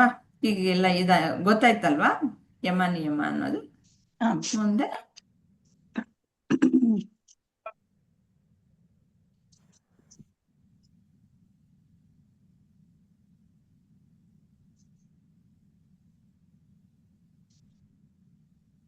ತ್ಯಾಗ ಪ್ರಪಂಚ ರೂಪಸ್ಯ ಚಿದಾತ್ಮತ್ವಾವಲೋಕನಾತ್ ತ್ಯಾಗೋ ಹಿ ಮಹತಾಂ ಪೂಜ್ಯಸ್ ಸದ್ಯೋ ಮೋಕ್ಷಮಯೋ ಯತಃ. ಇದು 106ನೇ ಶ್ಲೋಕ ಏನ್ ಹೇಳುತ್ತೆ? ಕಪ್ಪೆ ಚಿಪ್ಪಿನಲ್ಲಿ ಭ್ರಾಂತಿಯಿಂದ ತೋರಿದ ಬೆಳ್ಳಿಯನ್ನು ಕಂಡರೂ ಅದರ ಅಧಿಷ್ಠಾನವಾದ ಚಿಪ್ಪನ್ನೇ ಅನುಭವಕ್ಕೆ ತಂದುಕೊಳ್ಳುವವನಿಗೆ ಬೆಳ್ಳಿಯು ಮರೆಯಾಗುತ್ತದೆ. ಅದೇ ರೀತಿ ಈ ಪ್ರಪಂಚವೆಲ್ಲ ಚೇತನಾಧಿಷ್ಠಿತವ ಎಂದು ಚಿದ್ರೂಪವನ್ನೇ ಭಾವಿಸುತ್ತಿರುವವನಿಗೆ ತೋರಿಕೆಯ ನಾಮರೂಪಾತ್ಮಕ ಪ್ರಪಂಚವು ಮರೆಯಾಗುತ್ತದೆ. ಅವನು ಪ್ರಪಂಚವನ್ನು ಬಿಟ್ಟಂತೆ ಆಗುವುದರಿಂದ ಇದೇ ತ್ಯಾಗ. ಈ ಸಮಯದಲ್ಲಿ ಅವನು ಚಿದಾನಂದವನ್ನು ಅನುಭವಿಸುವುದರಿಂದ ಮಹಾತ್ಮರಿಗೆ ಈ ತ್ಯಾಗ ತುಂಬಾ ಇಷ್ಟವಾದದ್ದು. ಎಷ್ಟು ದೀರ್ಘವಾಗಿ ಎಷ್ಟು ಚೆನ್ನಾಗಿ ಕೊಟ್ಟಿದ್ದಾರೆ. 106 ಎರಡೇ ಲೈನ್ ಇದೆ ಇದರಲ್ಲಿ, ಎರಡೇ ಲೈನು. ನಾನು ಅರ್ಥವನ್ನ ಹೇಳಿದೆ, ಸ್ವರೂಪವಾಗಿದೆ. ಇದನ್ನ ಕಲಿಸಿದೆ ನಾನು. ಫೋಟೋ ತೆಗೆದ್ಬಿಟ್ಟು ಕಳ್ಸಿದ್ದೆ, ಅದೇ ನೋಡಕ್ ಆಗಿತ್ತೋ ಇಲ್ವೋ. ಆದ್ರೆ ಇಲ್ಲಿ ಅರ್ಥ ಇದೆ, ಇದನ್ನ ಓದ್ಬಿಟ್ಟು ಹೇಳಿ. ನೀವೇ ಇಂದ್ರಮ್ಮ ಅವ್ರು ಹೇಳ್ತೀರಾ? ನಿಮ್ದು ಆಯ್ತಲ್ವಾ? ಇಂದ್ರಮ್ಮ ಅವರು 106 ಹೇಳಿ. ಇಲ್ಲಿರೋದನ್ನ ಓದ್ಕೊಳ್ಳಿ. ಭ್ರಮಯ ಬ್ರಹ್ಮಾಂಡವನ್ನು ಅಲ್ಲ ಮೇಡಮ್? ಭ್ರಮೆಯ ಬ್ರಹ್ಮಾಂಡವನ್ನು ಸರ್ವ ಪ್ರಜ್ಞಾಪೂರ್ವಕ ಆತ್ಮವೆಂದು ಸಾಕ್ಷಾತ್ಕರಿಸುವ ಮೂಲಕ ಅದನ್ನು ತ್ಯಜಿಸುವುದು ಮಹಾನ್ ವ್ಯಕ್ತಿಯಿಂದ ವ್ಯಕ್ತಿಯಿಂದ ಗೌರವಿಸಲ್ಪಡುವ ನಿಜವಾದ ತ್ಯಾಗವಾಗಿದೆ, ಏಕೆಂದರೆ ಅದು ತಕ್ಷಣದ ವಿಮೋಚನೆಯ ಸ್ವರೂಪವಾಗಿದೆ. ಹೌದಲ್ಲ ಮೇಡಮ್. ಈಗ ನಮ್ಗೆ ಈ ಬ್ರಹ್ಮಾಂಡವನ್ನ ಈ ಭ್ರಮೆಯೇ ಬ್ರಹ್ಮಾಂಡ. ಈ ಬ್ರಹ್ಮಾಂಡವನ್ನ ನಾವು ಭ್ರಮೆ ಅಂತ ನಮ್ಗೆ ತಿಳ್ಕೊಳಕ್ ಪ್ರಯತ್ನ ಪಡ್ತಾ ಇದ್ದೀವಿ. ಇನ್ನು ಅದು ಮನಪೂರ್ವಕವಾಗಿ ಒಪ್ಕೊಂಡಿಲ್ಲ. ಆದ್ರೆ ಈ ಭ್ರಮೆ ಇದು ಮಾಯೆ ಅಂತ ನಮ್ಗೆಲ್ಲ ಗೊತ್ತಾಗೋಗ್ಬಿಟ್ಟಿದೆ. ಈಗ ಇದನ್ನ ಎಷ್ಟೇ ಪ್ರಜ್ಞಾಪೂರ್ವಕವಾಗಿ ನಾವು ಮಾಡಿದ್ರೆ ಇದು ತೋರಿಕೆಗೋಸ್ಕರ ಕಾಣಿಸ್ತಾ ಇದೆ. ಇದನ್ನ ತ್ಯಾಗ ಮಾಡ್ಬಿಡ್ಬೇಕು. ತ್ಯಾಗ ಮಾಡ್ಬಿಡ್ಬೇಕು ಅಂತಂದ್ರೆ ಅದನ್ನ ಗೌರವಿಸಲ್ಪಡ್ಬೇಕು. ಆದ್ರೂ ಕೂಡ ಅದನ್ನ ನಾವು ಬಿಟ್ಟು ಹಾಕ್ಬಿಡ್ಬೇಕು. ಅಂದ್ರೆ ಕೂಡಲೇ ನಮ್ಗೆ ಮೋಕ್ಷವನ್ನ ಸಾಧನೆ ಮಾಡ್ಕೋಬೇಕಾದ್ರೆ ಇದೆಲ್ಲ ತೋರಿಕೆ, ಇದೆಲ್ಲ ಮಾಯಾರೂಪ. ಈ ಪ್ರಜ್ಞಾಪೂರ್ವಕವಾದಂತಹ ಇದನ್ನ ನಾವು ನಮ್ಮ ಆತ್ಮದಲ್ಲಿ ತುಂಬ್ಕೊಂಡ್ಬಿಟ್ರೆ ಆಗೇನಾಗುತ್ತೆ, ನಮ್ಗೆ ಮೋಕ್ಷವನ್ನೇ ಸಿಕ್ಕೋಗ್ಬಿಡುತ್ತೆ ಅನ್ಸುತ್ತೆ. ಯಾಕೆಂದ್ರೆ ಈ ಬ್ರಹ್ಮ ಕೂಡ ಅಜ್ಞಾನದ ದೆಸೆಯಿಂದ ಒಂದು ಪ್ರಪಂಚದ ರೂಪದಲ್ಲಿ ಕಾಣಿಸ್ತಾ ಇದೆ. ಬ್ರಹ್ಮನೇ ಆದ್ರೂ ಕೂಡ ಈ ದೆಸೆಯಿಂದ ಪ್ರಪಂಚ ಅಂತ ಕಾಣಿಸ್ತಾ ಇದೆ. ಮಾಯೆ ಅದು ಈ ತೋರ್ಕೆ ಅಂದ್ರೆ ಇದನ್ನ ನೋಡ್ತಕ್ಕಂತಹದ್ದು ಅಥವಾ ಇದನ್ನ ಮಾಡುವುದನ್ನ ಸತ್ಯ ಅಲ್ಲ, ಇದು ಮಾಯೆ ಅಂತೇಳಿ ಅದನ್ನ ನಾವು ತ್ಯಾಗ ಮಾಡ್ಬಿಡ್ಬೇಕು, ತ್ಯಜಿಸ್ಬಿಟ್ಟು ಇದು ಏನೇನಿದೆ ಇದೆಲ್ಲನೂ ಕೂಡ ಈಶ್ವರನಿಂದ ಮಾಡಲ್ಪಟ್ಟಂತಹ ಮಾಯೆಗೆ ಒಳಗಾಗೋಗ್ಬಿಟ್ಟಿದೆ. ಇದನ್ನ ತ್ಯಾಗ ಮಾಡಿ ನಾವು ಅದನ್ನ ನಿಶ್ಚಯ ಮಾಡ್ಕೊಂಡು ಬಿಟ್ಟು ಹಾಕಿ ಅದನ್ನ ಅನುಭವಿಸ್ಕೊಂಡಾಗ ಏನ್ ಸತ್ಯ ಇದೆ ಅಂತಂದ್ರೆ ಅದೇ ಏನಿದೆಯಲ್ಲ ಮೇಡಮ್, ಈಶಾವಾಸ್ಯಮಿದಂ ಸರ್ವಂ ಅಂತೇಳಿ. ಹಾಗೆ ಅದನ್ನ ನಾವು ಅಜ್ಞಾನದ ದೆಸೆಯಿಂದ ಪ್ರಪಂಚ ತೋರ್ತಾ ಇದೆ, ಇದನ್ನ ಬಿಟ್ಟಾಕ್ಬೇಕು. ಈ ತೋರಿಕೆಯನ್ನ ತ್ಯಜಿಸಿ ನಾವು ಏನಿದೆಯೋ ಅದನ್ನ ಬ್ರಹ್ಮನೇ ಈ ರೂಪದಲ್ಲಿ ಮಾಯೆಯ ರೂಪದಲ್ಲಿ ಕಾಣ್ತಾ ಇದ್ದಾನೆ, ಅಥವಾ ಮಾಯೆ ಅದನ್ನ ಮುಚ್ಚಾಕೊಂಡ್ಬಿಟ್ಟಿದೆ, ಬ್ರಹ್ಮನೇ ಸತ್ಯ ಅಂತಕ್ಕಂಥ ಯೋಚನೆಯನ್ನ ನಾವು ಸದಾ ಮಾಡಿದಾಗ ಈ ಪ್ರಪಂಚ ಅಂತಕ್ಕಂಥ ತೋರಿಕೆಯನ್ನ ತ್ಯಾಗ ಮಾಡ್ಬಿಟ್ರೆ ಕೂಡಲೇ ನಮ್ಗೆ ಏನಾಗುತ್ತೆ, ಒಂದು ಆತ್ಮಜ್ಞಾನ ಸಿಕ್ಕೋಗ್ತದೆ ಅಂತೇಳಿ ಇದಾಗಿದೆ ಅನ್ಸುತ್ತೆ ಮೇಡಮ್. ಹಾಗೆ ಚೆನ್ನಾಗಿ ಹೇಳಿದ್ರಿ. ಇದು ಬೇರೆ ಶ್ರುತಿಯ ಒಂದು ಇದನ್ನು ಸಹ ಹೇಳಿದ್ರಿ. ಈಶಾವಾಸ್ಯ ಉಪನಿಷತ್ತಿನಲ್ಲಿ ಮೊದಲನೇ ಶ್ಲೋಕ ಇದು. ಈಶಾವಾಸ್ಯಮಿದಂ ಸರ್ವಂ ಯತ್ಕಿಂಚ ಜಗತ್ ತೇನ ತ್ಯಕ್ತೇನ ಭುಂಜಿತ ಘೃತ ಕಸ್ಯ ಸ್ವಿಧನ. ಎಲ್ಲವೂ ಈಶಾ ಅಂತಂದ್ರೆ ಈಶ್ವರನೇ. ಎಲ್ಲವೂ ಸಹ ಜಗತ್ತೇ ವ್ಯಾಪಕವಾಗಿರುವಂತಹದ್ದು ಈಶ್ವರನಿಂದಲೇ ವ್ಯಾಪಕವಾಗಿರುವಂತದ್ದು. ಎಲ್ಲವೂ ಬೇರೆ ಈಶ್ವರನ ಬಿಟ್ರೆ ಬೇರೆ ಇನ್ನೇನು ಇಲ್ಲ. ಮತ್ತೆ ಹಾಗಂದ್ಬಿಟ್ಟು ಈ ಜಗತ್ತಂತ ಏನು ತೋರಿಕೆ ಏನಿದೆ ಅದನ್ನ ತ್ಯಾಗ ಮಾಡೋ. ಮತ್ತೆ ಹೃದ ಕಸ್ಯ ಸ್ವಿಧನಂ ಅಂತಂದ್ರೆ ನೀನು ಬೇರೆಯವರ ಧನಕ್ಕೋಸ್ಕರ ನೀನು ಆಸೆ ಪಡ್ಬೇಡ.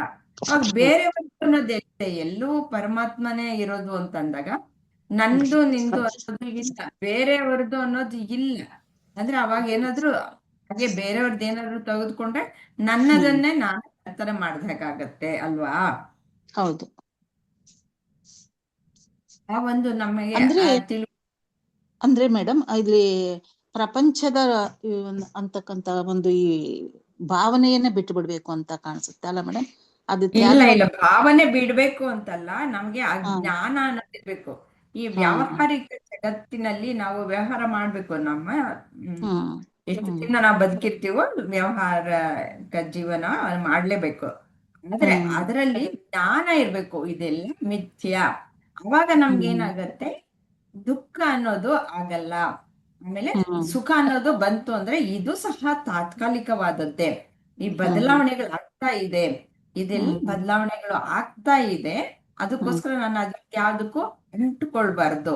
ನಾನು ಬ್ರಹ್ಮ ಸ್ವರೂಪಿ. ಇದ್ರ ಹಿಂದೆ ಇರೋದು ಈ ಶ್ಲೋಕದಲ್ಲಿ ಹೇಳಿರೋದು ಅದನ್ನೇ. ಇದಕ್ಕೆ ಅಧಿಷ್ಠಾನವಾಗಿರೋದು ಮೇಲ್ಗಡೆ ಜಗತ್ತು ಕಾಣಿಸ್ತಾ ಇದೆ, ನಿಜ. ಎಲ್ಲ ವಿವಿಧತೆ ಅನ್ನೋದು ಇದೆ, ಟ್ರಾನ್ಸಾಕ್ಷನ್ ವರ್ಲ್ಡ್ ಅನ್ನೋದು ಇದು ನಿಜ. ಆದ್ರೆ ಅದಕ್ಕೆ ಅಧಿಷ್ಠಾನವಾಗಿರುವಂತಹದ್ದು ಪರಬ್ರಹ್ಮ. ಅದನ್ನೇ ಇಲ್ಲಿ ಹೇಳಿದೆ ಅಲ್ವಾ, ಹೇಗೆ ಕಪ್ಪೆ ಚಿಪ್ಪಿನಲ್ಲಿ ಬೆಳ್ಳಿ ಕಾಣಿಸುತ್ತೆ, ಆದ್ರೆ ಬೆಳ್ಳಿ ನಿಜ ಅಂತ ಅನ್ಕೊಂಬೇಡ. ಅಂದ್ರೆ ಹಾಗೆ ಜಗತ್ತು ನಿಜ ಅಂತ ಅನ್ಕೊಂಬೇಡ. ಅದರ ಅಧಿಷ್ಠಾನವಾಗಿರುವ ಕಪ್ಪೆ ಚಿಪ್ಪು ಅನ್ನೋದು ಅಂದ್ರೆ ಪರಬ್ರಹ್ಮ ಅನ್ನೋದು ಸತ್ಯ ಅಂತ ತಿಳ್ಕೋ. ಹೇಗೆ ಸರ್ಪ ಮತ್ತು ರಜ್ಜು, ಹಗ್ಗ ಮತ್ತು ಸರ್ಪ ಯಾವ ರೀತಿಯಲ್ಲಿ ನಮ್ಗೆ ಸರ್ಪ ಕಾಣಿಸ್ತೋ ಆ ರೀತಿಯಲ್ಲಿ ಜಗತ್ತು ಕಾಣಿಸ್ಕೊಂಡಿದೆ. ಇದೆಲ್ಲ ಮಿಥ್ಯವಾದದ್ದು. ನೀವು ಎಲ್ಲ ಹೇಳಿದ್ರಿ, ಎಲ್ಲ ಗೊತ್ತಿಲ್ಲದೆ ಏನು ಇಲ್ಲ, ಎಲ್ಲ ಗೊತ್ತು.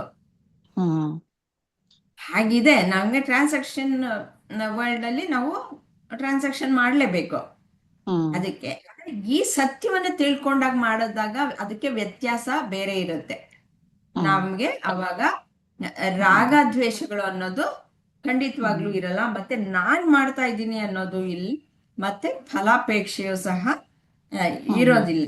ಏನು ಭಗವಂತ ಏನ್ ಕೊಡ್ತಾನೆ ಅದರಲ್ಲಿ ಚೆನ್ನಾಗಿ ಆನಂದವಾಗಿ ಇರ್ತೀವಿ.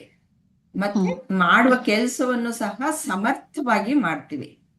ಯಾಕೆಂದ್ರೆ ಮನಸ್ಸು ಆ ಕಡೆ ಈ ಕಡೆ ಹೋಗಲ್ಲ ಅಲ್ವಾ.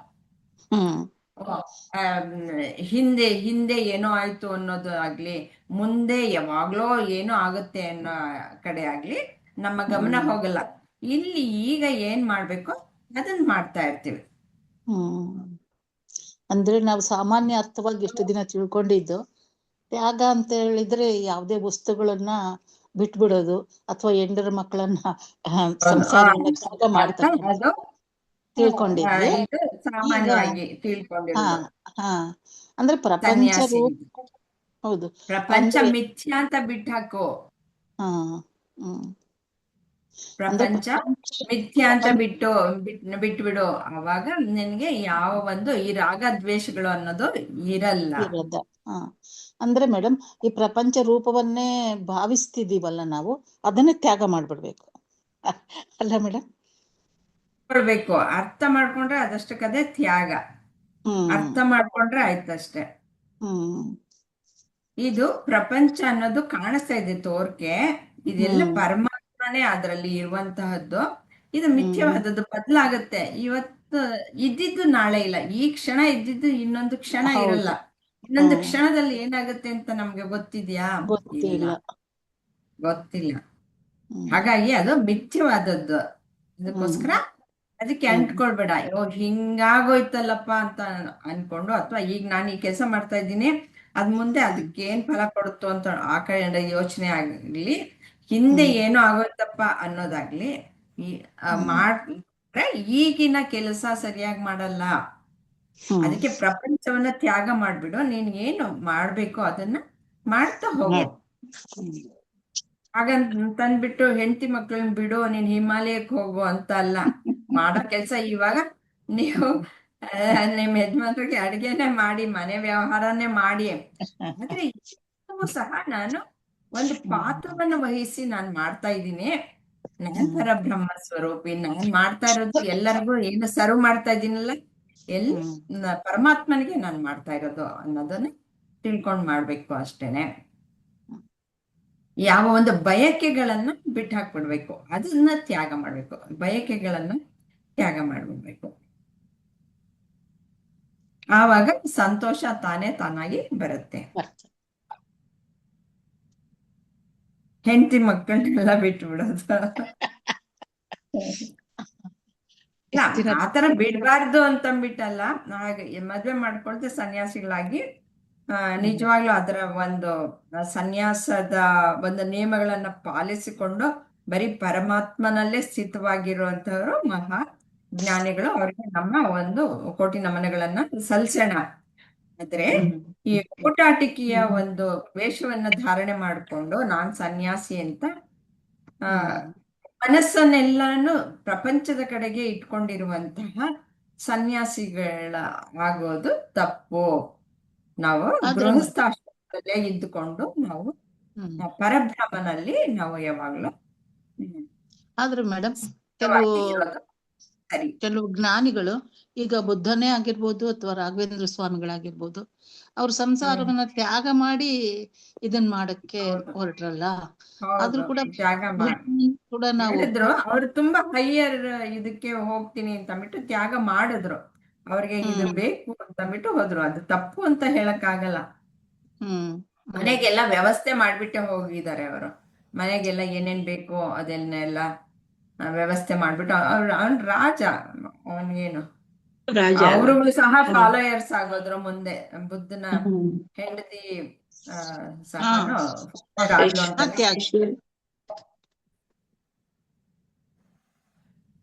ಪುರಂದರದಾಸರು ಅಂತ ಇದು ನವಕೋಟಿ ನಾರಾಯಣ ಅವ್ರಿಗೆ ಜ್ಞಾನೋದಯ ಆದ ತಕ್ಷಣ, ಅವ್ರ ಬದಲಾವಣೆ ಆದ ತಕ್ಷಣ ಅವ್ರೊಬ್ರೇ ಅಲ್ಲ ಎಲ್ಲ ತ್ಯಾಗ ಮಾಡಿದ್ದು. ಹೆಂಡತಿ ಮಕ್ಕಳು ಸಹ ಅವ್ರ ಜೊತೆ ಹೊರಟ್ಬಿಟ್ರು. ಏನಿಲ್ಲ ಅಂತೆ, ಅಷ್ಟೇ ಮನಸ್ಸಷ್ಟೇನೆ, ಮನಸ್ಸು ಬದಲಾವಣೆ ಆಗ್ಬೇಕಷ್ಟೆ ಅಲ್ವಾ? ಪುರಂದರದಾಸರನ್ನ ತಿಳ್ಕೊಂಡ್ರೆ ಸಾಕು, ಏನು ಸಾರ ಇಲ್ಲ. ಎಲ್ಲ ದಾಸರದಲ್ಲಿ ಅದೇ ಇರೋದಮ್ಮ. ಎಲ್ಲ ಪುರಂದರದಾಸರು, ಕನಕದಾಸರು ಎಲ್ಲರದು ಅದನ್ನೇ ಇದೆ, ಸಂಸಾರ ತ್ಯಾಗ ಮಾಡ್ಬಿಟ್ಟು ಹೋಗೋದು. ಹೋದ್ರೆ ಆತರ ನಿಷ್ಠೆಯಿಂದ ಹೋದ್ರೆ ಸರಿ. ಅದು ನೀವು ಕೇಳ್ತಾ ಇದ್ದೀರಲ್ವಾ, ಪೇಪರ್ ಅಲ್ಲಿ ಕೇಳ್ತಾ ಇರ್ತೀರಲ್ವಾ, ಇದ್ರಲ್ಲಿ ಟಿವಿನಲ್ಲಿ ನೋಡ್ತಾ ಇರ್ತೀರಾ ಎಲ್ಲ. ಆತರ ಸನ್ಯಾಸಿಗಳು ಆಗ್ಬಾರ್ದು. ಅವರ ಮನಸ್ಸು ಶುದ್ಧವಾಗಿರಲ್ಲ. ಅವರು ಏನು ತ್ಯಾಗ ಮಾಡಿರಲ್ಲ, ಮನಸ್ಸಿನಲ್ಲಿ ಚಿಂತನೆಯನ್ನ ಮಾಡ್ತಾ ಇರ್ತಾರೆ. ವಿಷಯ ವಸ್ತುಗಳ ಬಗ್ಗೆ ಅವ್ರಿಗೆ ಆಕರ್ಷಣೆ ಹೋಗಿರಲ್ಲ, ಅವರು ಏನು ತ್ಯಾಗ ಮಾಡಿರಲ್ಲ. ನೂರ 107ನೇದು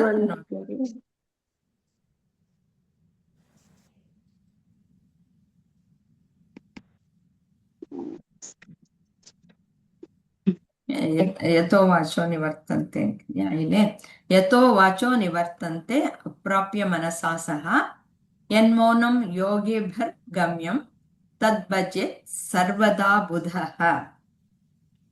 ಅಂದ್ರೆ ಇದರ ಅರ್ಥ ಅಲ್ಲಿರೋದನ್ನ ನೀವು ಓದೋರಂತೆ. ಇಲ್ಲಿ ನಾನು ಪುಸ್ತಕದಲ್ಲಿ ಸ್ವಲ್ಪ ಡೀಟೈಲ್ ಆಗಿದೆ, ಅದನ್ನ ಹೇಳ್ತೀನಿ. ಶ್ರುತಿಯ ಮಾತು ಮತ್ತು ಮನಸ್ಸುಗಳು ಬ್ರಹ್ಮವನ್ನು ಮುಟ್ಟಲಾರವೆಂದು ಹೇಳುತ್ತದೆ. ಆದರೆ ಅಂತಹ ಬ್ರಹ್ಮವು ಯೋಗಿಗಳಿಗೆ ಆತ್ಮರೂಪವಾಗಿ ಅನುಭವಕ್ಕೆ ಬರುತ್ತದೆ. ಹೀಗೆ ವಾಂಗ್ಮನಸ್ಸುಗಳಿಗೆ ಅಗೋಚರವಾಗಿರುವ ಬ್ರಹ್ಮರೂಪವಾದ ಮೌನವೇ ಆಗಲು ವಿವೇಕಿಯಾದವನು ಪ್ರಯತ್ನಿಸಬೇಕು. ಇದು ನೋಡಿ 7, 8, 9 ಮೌನ ಅನ್ನೋದನ್ನ 3 ಶ್ಲೋಕಗಳಲ್ಲಿ ವಿವರಿಸ್ತಾರೆ. 3 ಶ್ಲೋಕನು ಓದ್ಬಿಡ್ತೀನಿ. 108 ವಾಚೋ ಯಸ್ಮಾನ್ ನಿವರ್ತಂತೆ ತದ್ವಕ್ತುಂ ಕೇನ ಶಕ್ಯತೆ ಪ್ರಪಂಚೋ ಯದಿ ವಕ್ತವ್ಯ ಸೋಪಿ ಶಬ್ದ ವಿವರ್ಜಿತಃ. 109 ಸಹ ಮೌನದ ಬಗ್ಗೆ ಮಾತಾಡುತ್ತೆ. ಇತಿವ ತದ್ಭವೇನ್ ಮೌನಂ ಸತಾಂ ಸಹಜ ಸಂಹಿತಂ ಗಿರಾ ಮೌನಂತು ಬಾಲಾನಾಂ ಪ್ರಯುಕ್ತಂ ಬ್ರಹ್ಮವಾದಿ ಬಿಹಿ. ಮೌನಂ ನೀವು ಬರ್ಕೊಂಡಿರ್ಬೋದು, ಗುರುಜಿ ಎಲ್ಲ ತುಂಬಾ ಡೀಟೈಲ್ ಆಗಿ ಹೇಳಿದ್ದಾರೆ. ಮೌನ ಅನ್ನೋದು ಒಬ್ರು ಗುರುಜಿ ಹೇಳಿರುವಂತಹದ್ದು, ಯೋಗಿ ಬ್ರಹ್ಮೇಂದ್ರದ್ದು ಒಬ್ರು ಇಂದ್ರಮ್ಮ ಅವರು ಹೇಳಿ, ಆಮೇಲೆ ಇನ್ನೊಂದು ಹೇಳಿದ್ದಾರೆ ಗುರುಜಿ, ಯಾವುದು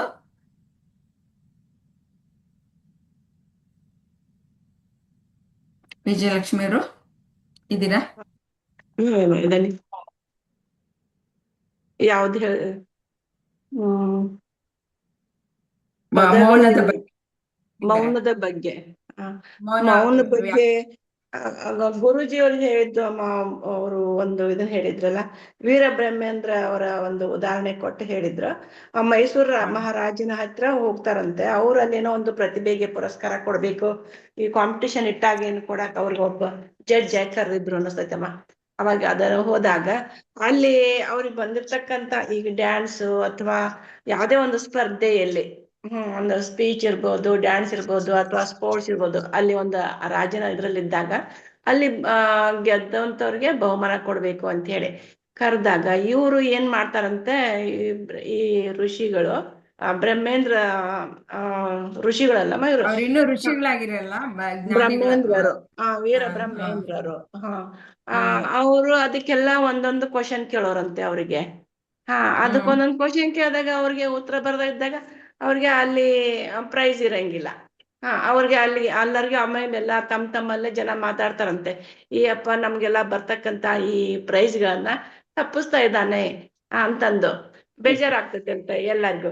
ಅದಕ್ಕೆ ಅವ್ರಿಗೆ ನೀನು ಹೋಗು ಅಂತ ಕಳ್ಸಿದ ತಕ್ಷಣ ಅಲ್ಲಿ ಅವ್ರ ಗುರುಗಳು ಏನ್ ಹೇಳ್ತಾರಂತ, ನೀ ಈ ರೀತಿ ಹೇಳಿ ಎಲ್ಲ ಜನರಿಗೆ ಒಂದು ಇದನ್ನ ತಪ್ಪಿ ಹೋಯ್ತು ಅವ್ರಿಗೆ ಬರ್ತಕ್ಕಂತ ಬಹುಮಾನಗಳು, ಅದಕ್ಕೆ ನೀ ಬಾಯಿ ಮುಚ್ಕೊಂಡಿರು ಅಂತ ಹೇಳ್ತಾರಂತೆ, ಮೌನವಾಗಿರು ಅಂತೇಳಿ. ಮೌನವಾಗಿರು ಅಂದ್ಕೂಳೆ ಅವಾಗ ಏನಾಗ್ತೈತೆ ಅವ್ರಿಗೆ ಬಾಯಿ ಮುಚ್ಕೊಂಡಿದ್ದಾಗ ಆಮೇಲೆ ತನ್ನ ಮೌನವಾಗಿದ್ದಾಗ ತನ್ನ ಮನಸ್ಸಿನಲ್ಲಿ ಇರ್ತಕ್ಕಂತ ಏನೇನು ಕಸಗಳು ತುಂಬಿದೆ ಅನ್ನೋದು ಅವ್ರಿಗೆ ಅರಿವಾಗ್ತೈತೆ. ಅವಾಗ ಆ ಮೌನ ಬಂದಾಗ ಆ ಕಸ ನಮ್ಮ ಮನಸ್ಸಿನಲ್ಲಿರ್ತಕ್ಕಂತ ಒಂದು ಚಲೋ ವಿಚಾರಣೆ ಇರ್ಬೋದು, ಕೆಟ್ಟ ವಿಚಾರಣೆ ಇರ್ಬೋದು, ಅವು ಯಾವುದೇ ಬಂದಾಗ ಅವಾಗ ನಮ್ಗ ಅರ್ಥ ಆಗ್ತೈತಿ, ಓ ಇದು ಯಾವ್ದು ಸರಿ ಯಾವ್ದು ತಪ್ಪು ಅನ್ನೋದು ಆವಾಗ ಮನಸ್ಸು ಶುದ್ಧ ಆಗ್ತಾ ಬರ್ತೈತೆ. ಆದ್ರಿಂದ ಅದನ್ನ ಏನ್ ಹೇಳ್ತಾರ ಅಂದ್ರೆ, ಒಂದು ಮೌನವಾಗಿದ್ದಾಗ ಇಂಥ ವಿಚಾರದಲ್ಲಿ ನಮ್ಗ ಅರ್ಥ ಆಗ್ತೈತಿ, ವಿಚಾರಗಳು ಬರ್ತಾವು. ಅದರಿಂದ ನಾವು ಅದನ್ನ ತಿಳ್ಕೊಂಡು ಅರ್ಥ ಮಾಡ್ಕೊಂಡು ಒಂದು ಆತ್ಮಜ್ಞಾನ ಪಡೆಯೋದಕ್ಕೆ ಅನುಕೂಲ ಆಗ್ತೈತಿ ಅಂತ ಹೇಳಿ. ಅದೇ ರೀತಿ ಒಂದು ಈ ಶಬ್ದ ಮತ್ತ ನಿಶಬ್ದನು ಅಂತ ಹೇಳಿದ್ರು. ಶಬ್ದಗಳು, ಈ ಶಬ್ದ ಇತ್ತು ಅಂದ್ರೆ ನಿಶಬ್ದ ಇರಂಗಿಲ್ಲ, ನಿಶಬ್ದ ಇತ್ತು ಅಂದ್ರೆ ಶಬ್ದ ಇರೋದಿಲ್ಲ ಅಂತ ಹೇಳಿ. ಇವೆರಡೂ ಮೀರ್ಬೇಕು, ಇವೆರಡೂ ಮೀರ್ಬೇಕು ಅಂತ ಹೇಳಿ ಶಂಕರಾಚಾರ್ಯರು ಹೇಳ್ತಾರಮ್ಮ. ಅವ್ರು ಕೆಲವು ಸಾಧನೆಗಳನ್ನ ಮಾಡ್ಬೇಕು ಸಾಧಕರು. ಆ ಸಾಧಕರು ಸಾಧನೆಗಳನ್ನ ಮಾಡಿದಾಗ ಮಾತ್ರ ಈ ಒಂದು ಮೌನದಿಂದ ಇರೋದಕ್ಕೆ ಸಾಧ್ಯ. ಈಗ ಹೆಚ್ಚಾಗಿ ಭಗವದ್ಗೀತೆ ಇಲ್ಲಿ ನಮ್ಮಲ್ಲಿ ಅದಾರಮ್ಮ, ಭಗವದ್ಗೀತೆ ಬರೀ ಭಗವದ್ಗೀತೆ ಮಾಡ್ತಾರ. ಆಮೇಲೆ ತಿಂಗಳಲ್ಲಿ ಒಂದ್ಸಲ 2 ಸಲ ಮೌನ ಆಚರಣೆ. ಒಬ್ರಂತೂ ಪ್ರೇಮ ಅಂತ ಹೇಳಿ ಮೌನ ಯಾವಾಗ ನಾವೇನ್ ಕೇಳಕ್ ಹೋಗ್ಲಿ ನಮ್ಮಮ್ಮ ಮೌನ ಆಚರಣೆದಾಗಿದಾರ್ರಿ ಅಂತ ಹೇಳ್ತಿರ್ತಾರ. ಹಂಗ್ ಕೆಲವರು ಒಂದೊಂದು ಮೌನ ಆಚರಣೆಯನ್ನ ಮಾಡ್ತಾ ಇದ್ದಾಗೂ ಸಹಿತ ಅದು ಏನಂದ್ರೆ ಅವ್ರ ಜ್ಞಾನಿ ಆದವನು ತನ್ನ ಮನಸ್ಸನ್ನ ಸ್ವಚ್ಛ ಇಟ್ಕೊಳಕ್ ನೋಡ್ತಾನ. ಆಮೇಲೆ ಎಲ್ಲ ಇಂತ ಒಂದು ಈ ಶಬ್ದರಹಿತವಾದಂತ ಒಂದು ಮೌನ ಏನಿದೆ ಅಮ್ಮ,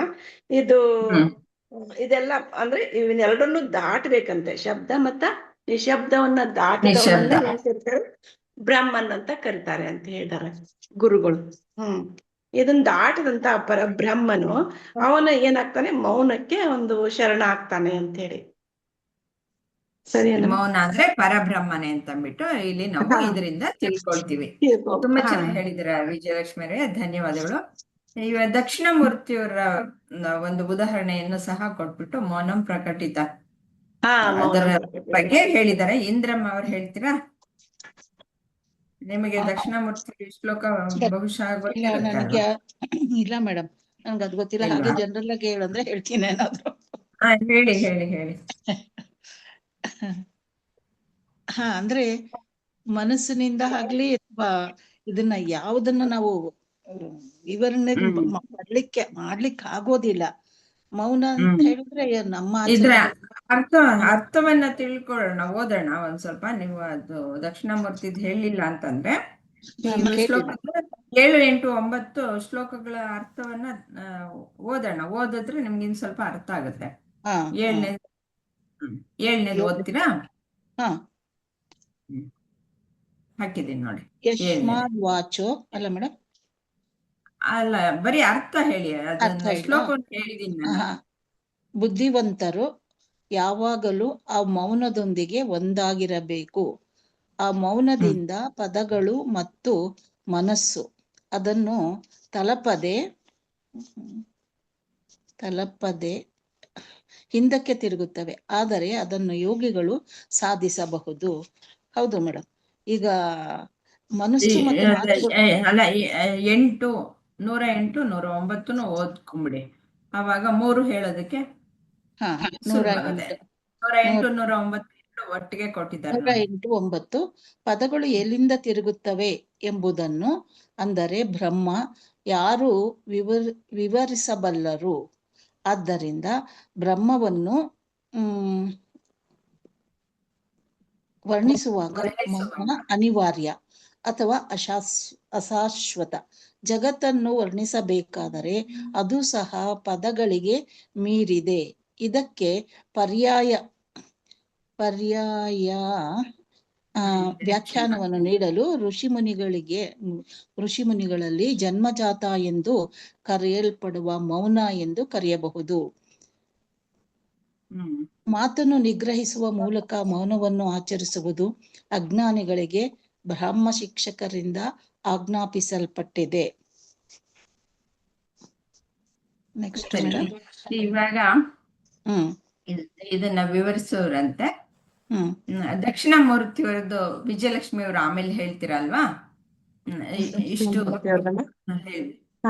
ದಕ್ಷಿಣ ಮೂರ್ತಿಯವರು ಮೌನವನ್ನ ಹೇಗೆ ಅಂದ್ರೆ ಈ ಮೌನವನ್ನ ಹೇಗೆ ಮೌನವಾಗಿದ್ದುಕೊಂಡು ಹೆಂಗೆ ಹೇಳಿದ್ರು ಅಂತಂದ್ಬಿಟ್ಟು ಮೌನವಾಗಿ ಹೇಳಕ್ಕಾಗತ್ತಾ ಇಲ್ಲ ಅಂತ ಇವರು ಇಂದ್ರಮ್ಮ ಅವ್ರದ್ದು ಆದ್ಮೇಲೆ ನೀವೆಲ್ಲಾನು ಕಲೆಕ್ಟ್ ಮಾಡಿ ಇಟ್ಕೊಂಡಿರಿ ಹೇಳೋರಂತೆ. ಇಂದ್ರಮ್ಮ ಒಂದ್ ಸೆಕೆಂಡ್ ಮೇಡಮ್. ಇಂದ್ರಮ್ಮ ಅವರು ಹೇಳಿ. ಹೇಳ್ತೀನಿ ಮೇಡಮ್, ಒಂದ್ ಸೆಕೆಂಡ್. ಅಂದ್ರೆ ಮನಸ್ಸು ಮತ್ತು ಮಾತುಗಳು, ನಮ್ಮ ಮನಸ್ಸು ಏನ್ ಹೇಳ್ತದೆ ಅದು ಮಾತುಗಳಾಗಿ ರೂಪವನ್ನ ಪಡಿತದೆ. ಅದನ್ನ ಯಾವ ಒಂದು ಮೌನವನ್ನ ಯೋಗಿಗಳು ಮೌನ ಹೇಗೆ ತಾಳಿರ್ತಾರೆ, ಆ ಜ್ಞಾನಿಗಳು ಮೌನದ ಅರ್ಥವನ್ನು ಹೇಗೆ ತಿಳ್ಕೊಂಡಿರ್ತಾರೆ ಅಂದ್ರೆ, ನಮ್ಮ ಹಾಗೆ ಸಾಧಾರಣ ವ್ಯಕ್ತಿಗಳು ನಾನು ಇವತ್ತು ಸೋಮವಾರ ನಾನು ಮೌನ ವ್ರತವನ್ನು ಆಚರಿಸ್ತೀನಿ, ನಾನು ಪೂಜೆ ಆಗೋವರೆಗೂ ಯಾರಿಗೂ ಮಾತಾಡುವುದಿಲ್ಲ, ಇಂಥದ್ದು ಅಲ್ಪ ಪ್ರಮಾಣದಲ್ಲಿ ಅದು ಪ್ರಭಾವ ಬೀರಬಹುದು. ಆದ್ರೆ ಇದು ಮನಸ್ಸು ಮೌನವಾಗಿದ್ದೆ ಅಂತಂದಾಗ ನಾವು ಎಲ್ಲಾದ್ರೂ ಒಂದು ಕಡೆ ನನ್ನ ಅನಿಸಿಕೆ ಪ್ರಕಾರ ಯಾವುದೋ ಒಂದು ಗೋಢಾರಣ್ಯದಲ್ಲಿ ಒಬ್ಬರೇ ಕುತ್ಕೊಂಡಾಗ ಅಥವಾ ಸಮುದ್ರದ ಮುಂದೆ ಸಂಜೆ ಹೊತ್ನಲ್ಲಿ ಒಬ್ಬರೇ ಕುತ್ಕೊಂಡಾಗ ಆ ಮೌನವನ್ನ ನಾವು ಎಕ್ಸ್ಪ್ಲೇನ್ ಮಾಡ್ಲಿಕ್ಕೆ ಆಗೋದಿಲ್ಲ. ಅದು ಸಮುದ್ರವ ಒಂದು ಭೋರ್ಗರಿತಿರಬಹುದು, ಕಾಡಿನಲ್ಲಿ ಅನೇಕ ಒಂದು ಇದನ್ನ ಶಬ್ದಗಳು ಕೇಳಿಸ್ತಾ ಇರ್ಬೋದು.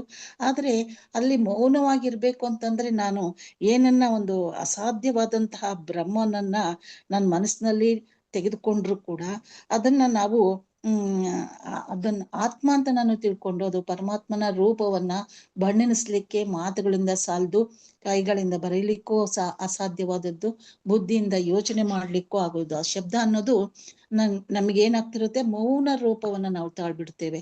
ಅಕಸ್ಮಾತ್ತಾಗಿ ನಮ್ಗೆ ಈ ಒಂದು ಬ್ರಹ್ಮವನ್ನ ಅಥವಾ ಶ್ರೀಕೃಷ್ಣ ಪರಮಾತ್ಮ ತನ್ನ ಅವತಾರವನ್ನ ನಮ್ಗೆ ಪ್ರತ್ಯಕ್ಷವಾದ ತಕ್ಷಣ ನಮ್ಗೆ ಏನಾಗುತ್ತೆ, ಯಾವುದು ವರ್ಣನೆ ಮಾಡ್ಲಿಕ್ಕೆ ಅಸಾಧ್ಯವಾಗಬಹುದು. ಅದು ಮೌನವನ್ನ ತಾಳ್ಬಿಡ್ತದೆ. ನಮ್ಮ ಅಶ್ರು ಧಾರೆಗಳು ಧಾರಾಳವಾಗಿ ಹರಿದು ಬರ್ತಾ ಇರ್ತದೆ. ಅಂತಹದನ್ನ ಮೌನ ಅಂತ ಹೇಳಿ ನಾವು ಇದ್ ಮಾಡ್ಬೋದು. ಮೌನ ಒಂದೊಂದ್ಸರಿ ಅನೇಕ ಭಯಂಕರವಾಗಿ ಕಾಣಿಸ್ತದೆ, ಆದ್ರೆ ಅದನ್ನ ವ್ಯಕ್ತಪಡಿಸ್ತಕ್ಕಂತಹದ್ದು ಅದು ಆತ್ಮನೇ ಆಗಿರ್ಬೋದು, ಅದು ಯೋಗಿಗಳಿಗೆ ಮತ್ತೊಂದು ರೂಪದಲ್ಲಿ ಕಾಣಬಹುದು, ಅಥವಾ ಸತ್ಪುರುಷರಿಗೆ ಅದು ಹೀಗೆ ಇರ್ಬೇಕು ಅಂತ ಅವರು ಕಂಡುಕೊಂಡಿರಬಹುದು. ಅದು ಮಾತುಗಳಿಂದ ವರ್ಣಿಸಕ್ಕೆ ಆಗಲ್ಲ, ಅದು ಹಿಂದಿರುಗಿಸ್ಲಿಕ್ಕೂ ಆಗೋದಿಲ್ಲ, ವರ್ಣಿಸ್ಲಿಕ್ಕಂತೂ ಅಸಾಧ್ಯ. ಈ ಪ್ರಪಂಚವನ್ನ ನಾವು ಹೇಳೋಣ ಅಂತಂದ್ರೆ, ಇದನ್ನು ವರ್ಣನೆ ಮಾಡೋಣ ಅಂದ್ರೆ ಇದು ಅನಿತ್ಯವಾದಂತಹದ್ದು. ಈಗಿದ್ದ ಒಂದು ಪ್ರಪಂಚ ಇನ್ನೊಂದು ಕ್ಷಣದಲ್ಲಿ ಇರ್ಲಿಕ್ಕಿಲ್ಲ. ನಾನು ನನ್ನೂರ್ಗೆ ಹೋದಾಗ್ಲೇ ಅನೇಕ ಒಂದು ಬದಲಾವಣೆ, ಇದು ನಮ್ಮನೇನಾ, ನಾನಿದ್ದ ಮನೇನಾ ಅನ್ಸ್ತಕ್ಕಂಥ ಬದಲಾವಣೆಯನ್ನ ಹೊಂದಿರ್ತಕ್ಕಂತಹ ಪ್ರಪಂಚ. ಅದನ್ನು ಕೂಡ ಒಂದು ಮಾತಿಗೆ ನಿಲುಕದೇ ಇರ್ತಕ್ಕಂಥದ್ದು. ಆದ್ರಿಂದ ನಾವೇನ ಮಾಡ್ಬೇಕು ಅನ್ಸ್ತದೆ ಅಂತಂದ್ರೆ, ಮೌನವಾಗಿ ಸುಮ್ಮನೆ ಇದ್ದು ಬಿಡುವುದೇ ಒಂದು ಸಹಜವಾದಂತಹ ಮೌನ ರೂಪ. ಅನೇಕ ಸತ್ಪುರುಷರು ಅನೇಕ ತರದ ಒಂದು ವಿವರಣೆಯನ್ನು ಕೊಟ್ಟಿದ್ದಾರೆ. ಆ ಕೊಟ್ಟಿದ್ದ ಇರ್ತಕ್ಕಂಥವು ಕೂಡ ಸುಮ್ಮನೆ ಇರ್ತಕ್ಕಂಥದ್ದೇ ಮೌನವ. ಹಾಗಾದ್ರೆ ಅಂದ್ರೆ ಬ್ರಹ್ಮವನ್ನು ಕಂಡಂತಹ, ಸತ್ಯವನ್ನ ಕಂಡಂತಹ ಮಹಾತ್ಮರು ಮೌನವನ್ನ ಹೇಗೆ ವಿವರಿಸಬಹುದು, ಸಾಮಾನ್ಯವಾದಂತಹ ವ್ಯಕ್ತಿಗಳಿಗೆ ನಮಗೆ ಮೌನದ ಒಂದು ಇದನ್ನ ಕಾಣಿಸ್ಲಿಕ್ಕೆ ಅಥವಾ ಇದನ್ನ ವರ್ಣಿಸ್ಲಿಕ್ಕೆ ಅಸಾಧ್ಯವಾದಂತಹದ್ದೇ ಮೌನ ಅಂತ ಅನಿಸ್ತದೆ ಕೆಲವು ಸಾರಿ. ಅಂದ್ರೆ ಪ್ರಪಂಚವನ್ನ ವರ್ಣಿಸ್ಲಿಕ್ಕೆ ಆಗೋದಿಲ್ಲ ಅದು, ಯಾಕೆಂದ್ರೆ ಅದು ಬದಲಾವಣೆ ಹೊಂದುತ್ತಾನೇ ಇರ್ತದೆ. ಹಾಗಾಗಿ ಸಚ್ಚಿತ್ತ ಆನಂದವನ್ನ ನಾವು ಪಡೆಯುವುದೇ ಮೌನವೇ ಅಂತ ಹೇಳಿ ಒಂದು ಕ್ವಶನ್ ಮಾರ್ಕೆ ಆಗ್ತದೆ ಮೇಡಮ್ ನನ್ಗೆ. ಇದಿಷ್ಟು ನನ್ನ ಅನಿಸಿಕೆ. ಪ್ರಪಂಚವನ್ನ ವರ್ಣಿಸಕ್ಕಾಗಲ್ಲ, ಅದು ಸರಿ. ಎಲ್ಲ ಚೆನ್ನಾಗಿ ಹೇಳಿದ್ರು ನೀವು. ವರ್ಣಿಸ್ಲಿಕ್ಕೆ ಆಗೋದಿಲ್ಲ. ಬ್ರಹ್ಮನ ವಿರಾಟ ಒಂದು ಬ್ರಹ್ಮನನ್ನ ವರ್ಣಿಸಕ್ಕೂ ಆಗಲ್ಲ, ಅದಕ್ಕೋಸ್ಕರನೇ ಮೌನ ಅಂತ ಹೇಳೋದು. ಅಂದ್ರೆ ಮೌನವಾಗಿ. ಅದು ವಾಪಸ್ ಆದ್ರೆ ಬರ್ಲಿಕ್ಕೆ ಆಗೋದಿಲ್ಲ ಮೌನ. ಯಾವ ಯಾವ ರೀತಿಯಲ್ಲಾದ್ರೂ ತಿಳಿಸ್ಬೇಕಲ್ಲ, ಅದಕ್ಕೋಸ್ಕರ ಈ ನೇತಿ ಮಾರ್ಗವನ್ನ ಹಾ. ಬಳಸ್ತಾರೆ ಯಾವಾಗ್ಲೂ ವೇದಾಂತದಲ್ಲಿ.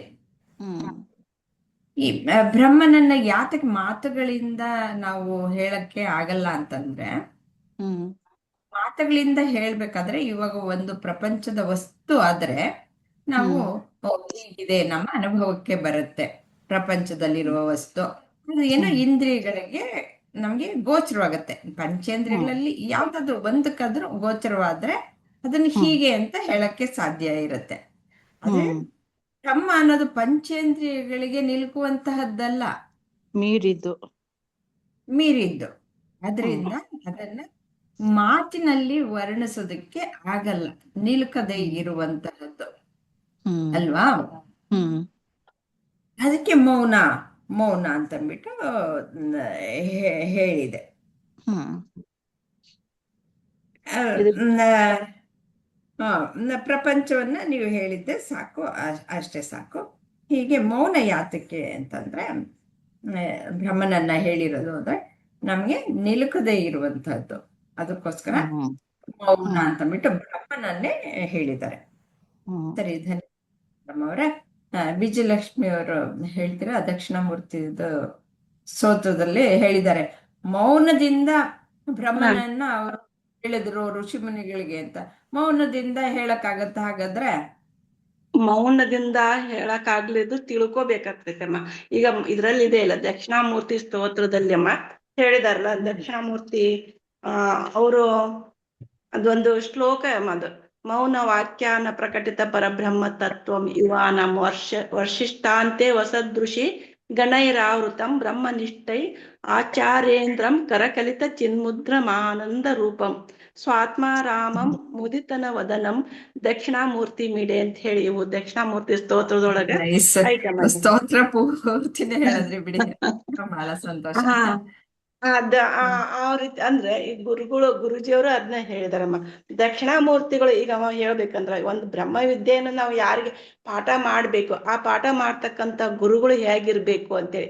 ಆ ಶಿಷ್ಯ ಎಷ್ಟು ವಯಸ್ಸಾದವನೇ ಇರ್ಲಿ, ಗುರು ಮಾತ್ರ ಈಗ ಶಂಕರಾಚಾರ್ಯದೊಳಗ ಒಂದ್ ಬರ್ತೈತಮ್ಮ. ಅವ್ರ ಶಂಕರಾಚಾರ್ಯರು ಸಣ್ಣ ವಯಸ್ಸಿನವ್ರು, ಅವ್ರ ಶಿಷ್ಯಂದ್ರು ಎಲ್ಲಾ ವಯಸ್ಸಾದವ್ರು ಇರ್ತಾರೆ. ಆ ರೀತಿ ಇದ್ದಾಗ ಇಲ್ಲಿ ಸಹಿತ ಈ ದಕ್ಷಿಣಾಮೂರ್ತಿಯಲ್ಲಿ ಬರ್ತಕ್ಕಂಥದ್ದು ಆ ಪಾಠ ಹೇಳ್ತಕ್ಕಂಥವ್ರ ಗುರುಗಳು ಶ್ರೋತ್ರಿಯರಾಗಿರ್ಬೇಕು ಅಂತ ಹೇಳಿ ಅಮ್ಮ. ಆಮೇಲೆ ಅವ್ರಿಗೆ ಆತ್ಮಜ್ಞಾನನೂ ತಿಳಿದಬೇಕು. ಹೀಗೆ ಯಾರಿಗೆ ಆತ್ಮಜ್ಞಾನ ತಿಳಿಯಲಕ್ ಬರ್ತೈತಿ ಅಂತವ್ರು ಮಾತ್ರ ಈ ಜ್ಞಾನಿಗಳು ಮತ್ತು ಸಂತರು ಅಂತ ಹೇಳ್ತಾರ, ಮತ್ತೆ ಮಹಾತ್ಮರು ಅಂತ ಹೇಳ್ತಾರಮ್ಮ. ಯಾರಲ್ಲಿ ಈ ಬ್ರಹ್ಮ ವಿದ್ಯೆಯ ಶಬ್ದದ ಮೂಲಕ ಹೇಳಲು ಆಗೋದಿಲ್ಲ, ಅಂದ್ರೆ ಆ ಬ್ರಹ್ಮ ವಿದ್ಯೆಯನ್ನ ಶಬ್ದದ ಮೂಲಕ ಹೇಳಲಾಗೋದಿಲ್ಲ, ಅದನ್ನೇ ಈ ಸಂಕೇತಕವಾಗಿ ಅವರು ದಕ್ಷಿಣಾಮೂರ್ತಿಗಳ ಬಗ್ಗೆ ಮಹಾ ಸೂಚ್ಯಂಕದ ಮೂಲಕ ತಿಳಿಸಿದಾರಮ್ಮ. ಏನಂದ್ರ ಮೌನ ವಾಕ್ಯಾನ ಪ್ರಕಟಿತ ಪರಬ್ರಹ್ಮ ತತ್ವಂ ಮೌನ ವಾಕ್ಯನ ಪ್ರಕಟಿತ. ಅಂದ್ರೆ ಈ ಪರಬ್ರಹ್ಮ ತತ್ವ ಅಂದ್ರೆ ದಕ್ಷಿಣಾಮೂರ್ತಿಯ ಸ್ತೋತ್ರದಲ್ಲಿ ಏನ್ ಹೇಳಿದ್ದು, ಅವರು ಮೌನವಾಗಿ ಕುಳಿತರು ಸಹಿತ ಇದನ್ನು ನೋಡಿದಂತಹ ಋಷಿಗಳಿಗೆ ತನ್ನಿಂದ ತಾನೇ ಜ್ಞಾನ ಬರ್ತೈತಿ ಅಂತ ಹೇಳಿ. ಸರಿನಮ್ಮ? ಆ ಜ್ಞಾನ ಬಂದಾಗ ಅಲ್ಲ, ಆ ಮೌನದ ಮೂಲಕ ಅವ್ರಿಗೆ ಹೇಳಲಾಗೋದಿಲ್ಲ. ಅದೇ ಅದೇ ಒಂದು ಬ್ರಹ್ಮನನ್ನ ಆದ್ರೆ ತಿಳಿಸೋದಕ್ಕೆ ಯಾವ್ದಾದ್ರು ರೀತಿಯಲ್ಲಿ ತಿಳಿಸ್ಲೇಬೇಕು. ಅದು ಅದಕ್ಕೆ ಸೂಚ್ಯವಾಗಿ ಅಂತೇಳಿ ಮೌನವಾಗಿ ಸೂಚ್ಯವಾಗಿ ತಿಳಿಸ್ಲೇಬೇಕು. ಸುಮ್ನೆ ಮೌನವಾಗಿ ಕೂತಿದ್ರೆ ಬ್ರಹ್ಮನನ್ನ ಹೀಗೆ ಅಂತ ವರ್ಣಿಸಿ ಹೇಳಕ್ಕೆ ಆಗಲ್ಲ. ಆದ್ರೆ ಯಾವ್ದಾದ್ರು ಒಂದು ರೀತಿಯಲ್ಲಿ ತಿಳಿಸ್ಲೇಬೇಕು. ಅದು ಪರಬ್ರಹ್ಮನೇ ಮೌನ. ಪರಬ್ರಹ್ಮನೇ ಮೌನ, ಅದನ್ನೇ ಒಂದು ಪರೋಕ್ಷವಾಗಿ ಮೌನವನ್ನ ತಿಳಿಸಬಹುದು ಅಂತೇಳಿ ವರ್ಣಿಸೋದಕ್ಕೆ ಬಹಳ ಕಷ್ಟ ಆಗಿರುತ್ತೆ. ಆದ್ರೆ ಇಂಡೈರೆಕ್ಟ್ ಆಗಿ ಅದು ಹೇಳಿದ್ದಾರೆ, ಅಂದ್ರೆ ಎಕ್ಸ್ಕ್ಯೂಸ್ ಮೀ ಅನ್ನೋದನ್ನೇ ಹೇಳಿದ್ದಾರೆ ನೋಡಿ. ನಾವ್ ಸ್ವಲ್ಪ ಎಕ್ಸ್ಕ್ಯೂಸ್ ಮೀ ಅಂತಂದ್ರೆ ನಾವು ಜಾಗ ಬಿಡ್ತೀವಿ ಅಂತ ಅಂದ್ಬಿಟ್ಟು, ಹಾಗೆ ಇಂಡೈರೆಕ್ಟ್ ಆಗಿ ಹೇಳಿ, ಅಂದ್ರೆ ಇದಲ್ಲ ಪರೋಕ್ಷವಾಗಿ ಹೇಳಿ ತಿಳಿಸ್ಕೊಡ್ತಾರೆ. ಏನು ಮಾತಾಡದಿದ್ರೆ ಹೆಂಗ್ ತಿಳ್ಸಕ್ಕೆ ಸಾಧ್ಯ ಇಲ್ಲ. ಮಾತಾಡಿನೇ ಹೇಳಿರ್ದು, ಮಾತಾಡಿ ಮೌನವನ್ನ ತಿಳಿಸಿದ್ದಾರೆ. ಮೌನವೇ ಪರಬ್ರಹ್ಮ, ಅದೇ ಒಂದು ಶ್ರೇಷ್ಠವಾದಿತ್ತು. ಮಾತಿಗೆ ನಿಲುಕದೇ ಇರುವಂತದ್ದು, ನಮ್ ಮಾತಿಗೆ, ಇಂದ್ರಿಯಗಳಿಗೆ, ಮನಸ್ಸಿಗೆ ನಿಲುಕದೇ ಇರುವಂತಹದ್ದು ಪರಬ್ರಹ್ಮ ಅಂತ ಅದರಿಂದ ತಿಳಿಸಿರೋದು ಆ ಮೂಲಕ, ಆ ಸ್ತೋತ್ರದಿಂದ. ಉದಾಹರಣೆಯನ್ನ ತೆಗೆದುಕೊಂಡು ಗುರೂಜಿ ಹೇಳಿರುವಂತಹದ್ದು. ಹ್ಮ್ ಧನ್ಯವಾದಗಳು ಎಲ್ಲರಿಗೂ. ಹರಿ ಓಂ ಶ್ರೀ ಗುರುಭ್ಯೋ ನಮಃ. ಓಂ ಶ್ರೀ ಕೃಷ್ಣಾರ್ಪಣಮಸ್ತು. ಮುಂದಿನ ಸತ್ಸಂಗದಲ್ಲಿ ಮುಂದುವರ್ಸೋಣ. ವಿಜಯ್ ಸರ್ ಬರಂಗಿಲ್ಲ ಅಂತ.